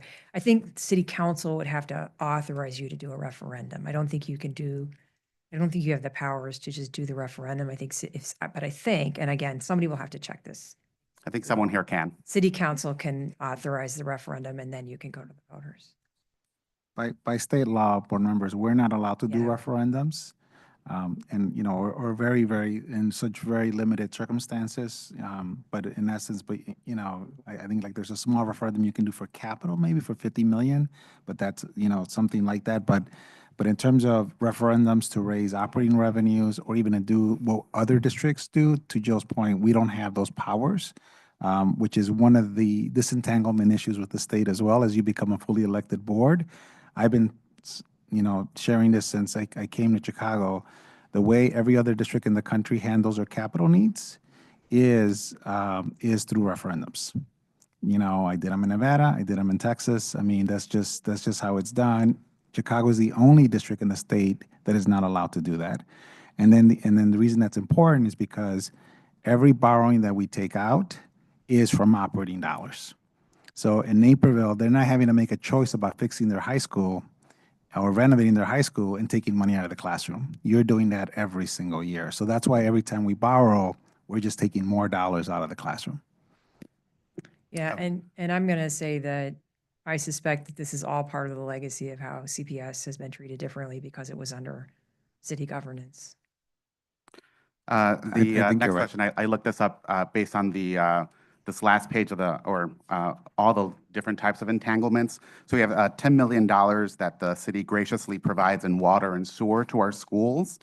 I believe, so I had to Google this, and so a New York Times article from 1981 that showed that the Board of Education of the City of Chicago sold the land under Midway Airport to the City of Chicago for dollars then, and also and in exchange, we were not charged sewer and water for our schools. The article didn't specify how many years that was for, but I'd be curious to find out what was that deal back then made by this board back in 1981 to ensure that we weren't charged sewer and water, as that's one of your $10 million entanglements.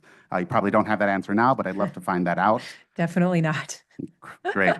And then the other thing I wanted to bring up, and just because I'm really concerned about taking out dollars now that are going to take money out of the classroom in future years. And so I know that we pay hundreds of millions of dollars every year in debt service as a board. Those are dollars that could be in our classrooms now that actually would solve the problem we have now. And I think it was like $800 million a year that we pay in debt service. So I do know that during your tenure as an advisor to the Chicago Public Schools between 2014 and 2017, the Chicago Public Schools refinanced $2.1 billion in debt, which led to us now, part of that annual money that we give to this debt service, $194 million annually now is paid in interest, and that at the end of that term of refinancing those dollars between 2014 and 2017, we end up paying about $3.7 billion in interest and principal. And so I just don't want to add to that debt service and to think about what future boards are going to have to deal with when we're already thinking about a $500 million deficit as our floor for next year. Thank you. Board Member Bannon. Actually, I'm good. I'm sorry. Boyle. Yeah, I'm thinking about this plan because it's new and I'm wrapping my head around it. And I'm thinking about the board that stepped down, the first appointed board that stepped down in the fall. Was this option explained to them? I mean, or is it a new idea? Because I know that they did not want to take a loan. They did not want to borrow to pay MEABF. But maybe they didn't have this option presented. Is this something new? We hadn't run these kind of cash flows like we did for this, but the option to borrow was something that was definitely explained to them on a conceptual basis. Board Member Blaze. I just wanted to thank Jill for coming out, and it's really nice to see Miroslava and Jill have a conversation. I mean, I know it's crazy talk, but it would be really great if the city and CPS and folks just got together, had a conversation, and sort of figured this out. It's way political, I guess because of history for lots of reasons, but I really do believe that from the folks that I've met at CPS, that everybody here cares deeply about children and schools, and it's just great that we're having. I just want to say I'm really glad we're having this conversation, and that you came over, and I hope you come again, and I hope we continue sort of figuring out what the best path is. Maybe we can get someone from the state to pop by and just blow all of our minds. So thank you. That's all. Thank you for saying that. And that gives me the opportunity, even though you did not ask a question, to say that I really do enjoy working with CPS staff. I've known Wally longer than anybody, but I've known Mike a long time and Miroslava a long time and gotten to know Pedro over the years. And, I have a lot of respect for the team here. And, I hope you do know that we do talk separately too. We definitely stay in communication. And, while certainly this is I think in a very complicated scenario to be at, two government entities where we have this friction going on right now. But I do have utmost respect for, all of the CPS staff that I've worked at. It is an incredibly dedicated team here. And let me just say, while I'm also, taking your time, that I'm so excited about this board. I'm going to give credit to Miroslava. The first, we talked, right, I think it was the first day when everybody came for training, and I know there's a couple people that are newer since then, but she said, "Oh my gosh, this board is great, and they're really wonderful to work with, and I'm really excited."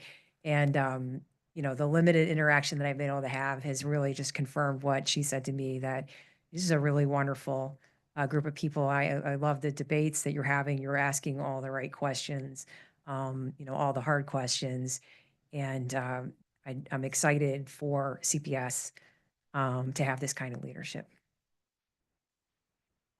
Board Member Blaze, we are scheduled to meet next week. So we'll continue to have these collective discussions. Board Member Zakor. So this is really Board Member DeBerry, who texted me since she was not able to make the thing work. She says, "I feel like we have a false choice here between teachers and principals versus the appearance that we don't care about our workers' retirement. I want to thank you, Jill, for your transparency and for being clear about us providing a bridge. I just want to say the city and the schools have been working with bridge budgets for decades, and thank you for clarifying that the percentage rate is fair. I would like to know," so this is a question for you, Jill. "I would like to know how long it would take for this package to come together if we were to vote for it. And for the CEO, she wants to know, or I'll speak for her, I want to know when will the contract for teachers be completed?" And so doing an actual financing would be the work of CPS staff. And so they would be, better suited to talk about a timeline to be able to complete a bond transaction. We'll be providing another update for you board members next week, but I will tell you it's dynamic and it's moving fast on a daily basis. And so, as you heard earlier, even CTU has said we're closer than ever.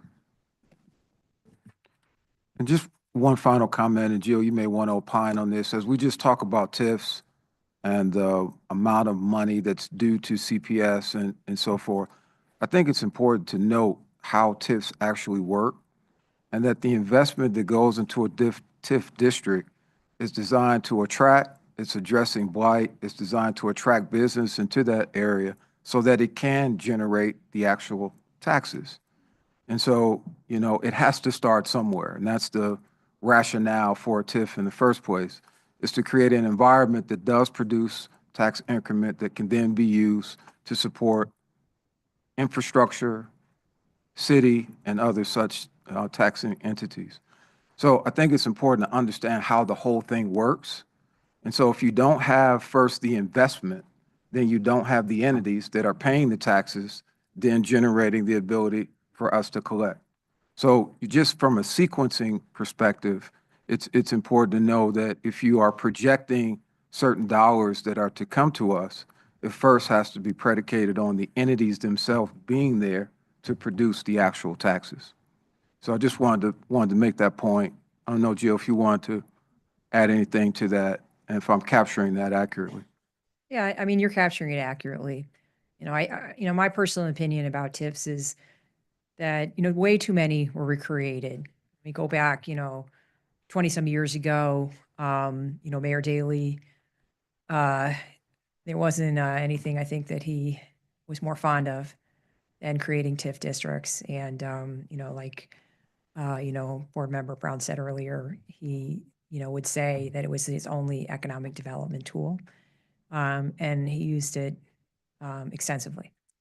And a lot of great things have happened in Chicago as a result of those TIFs. We have transformed a lot of swaths of the city, but it's also was too many, in my opinion. This is just me speaking.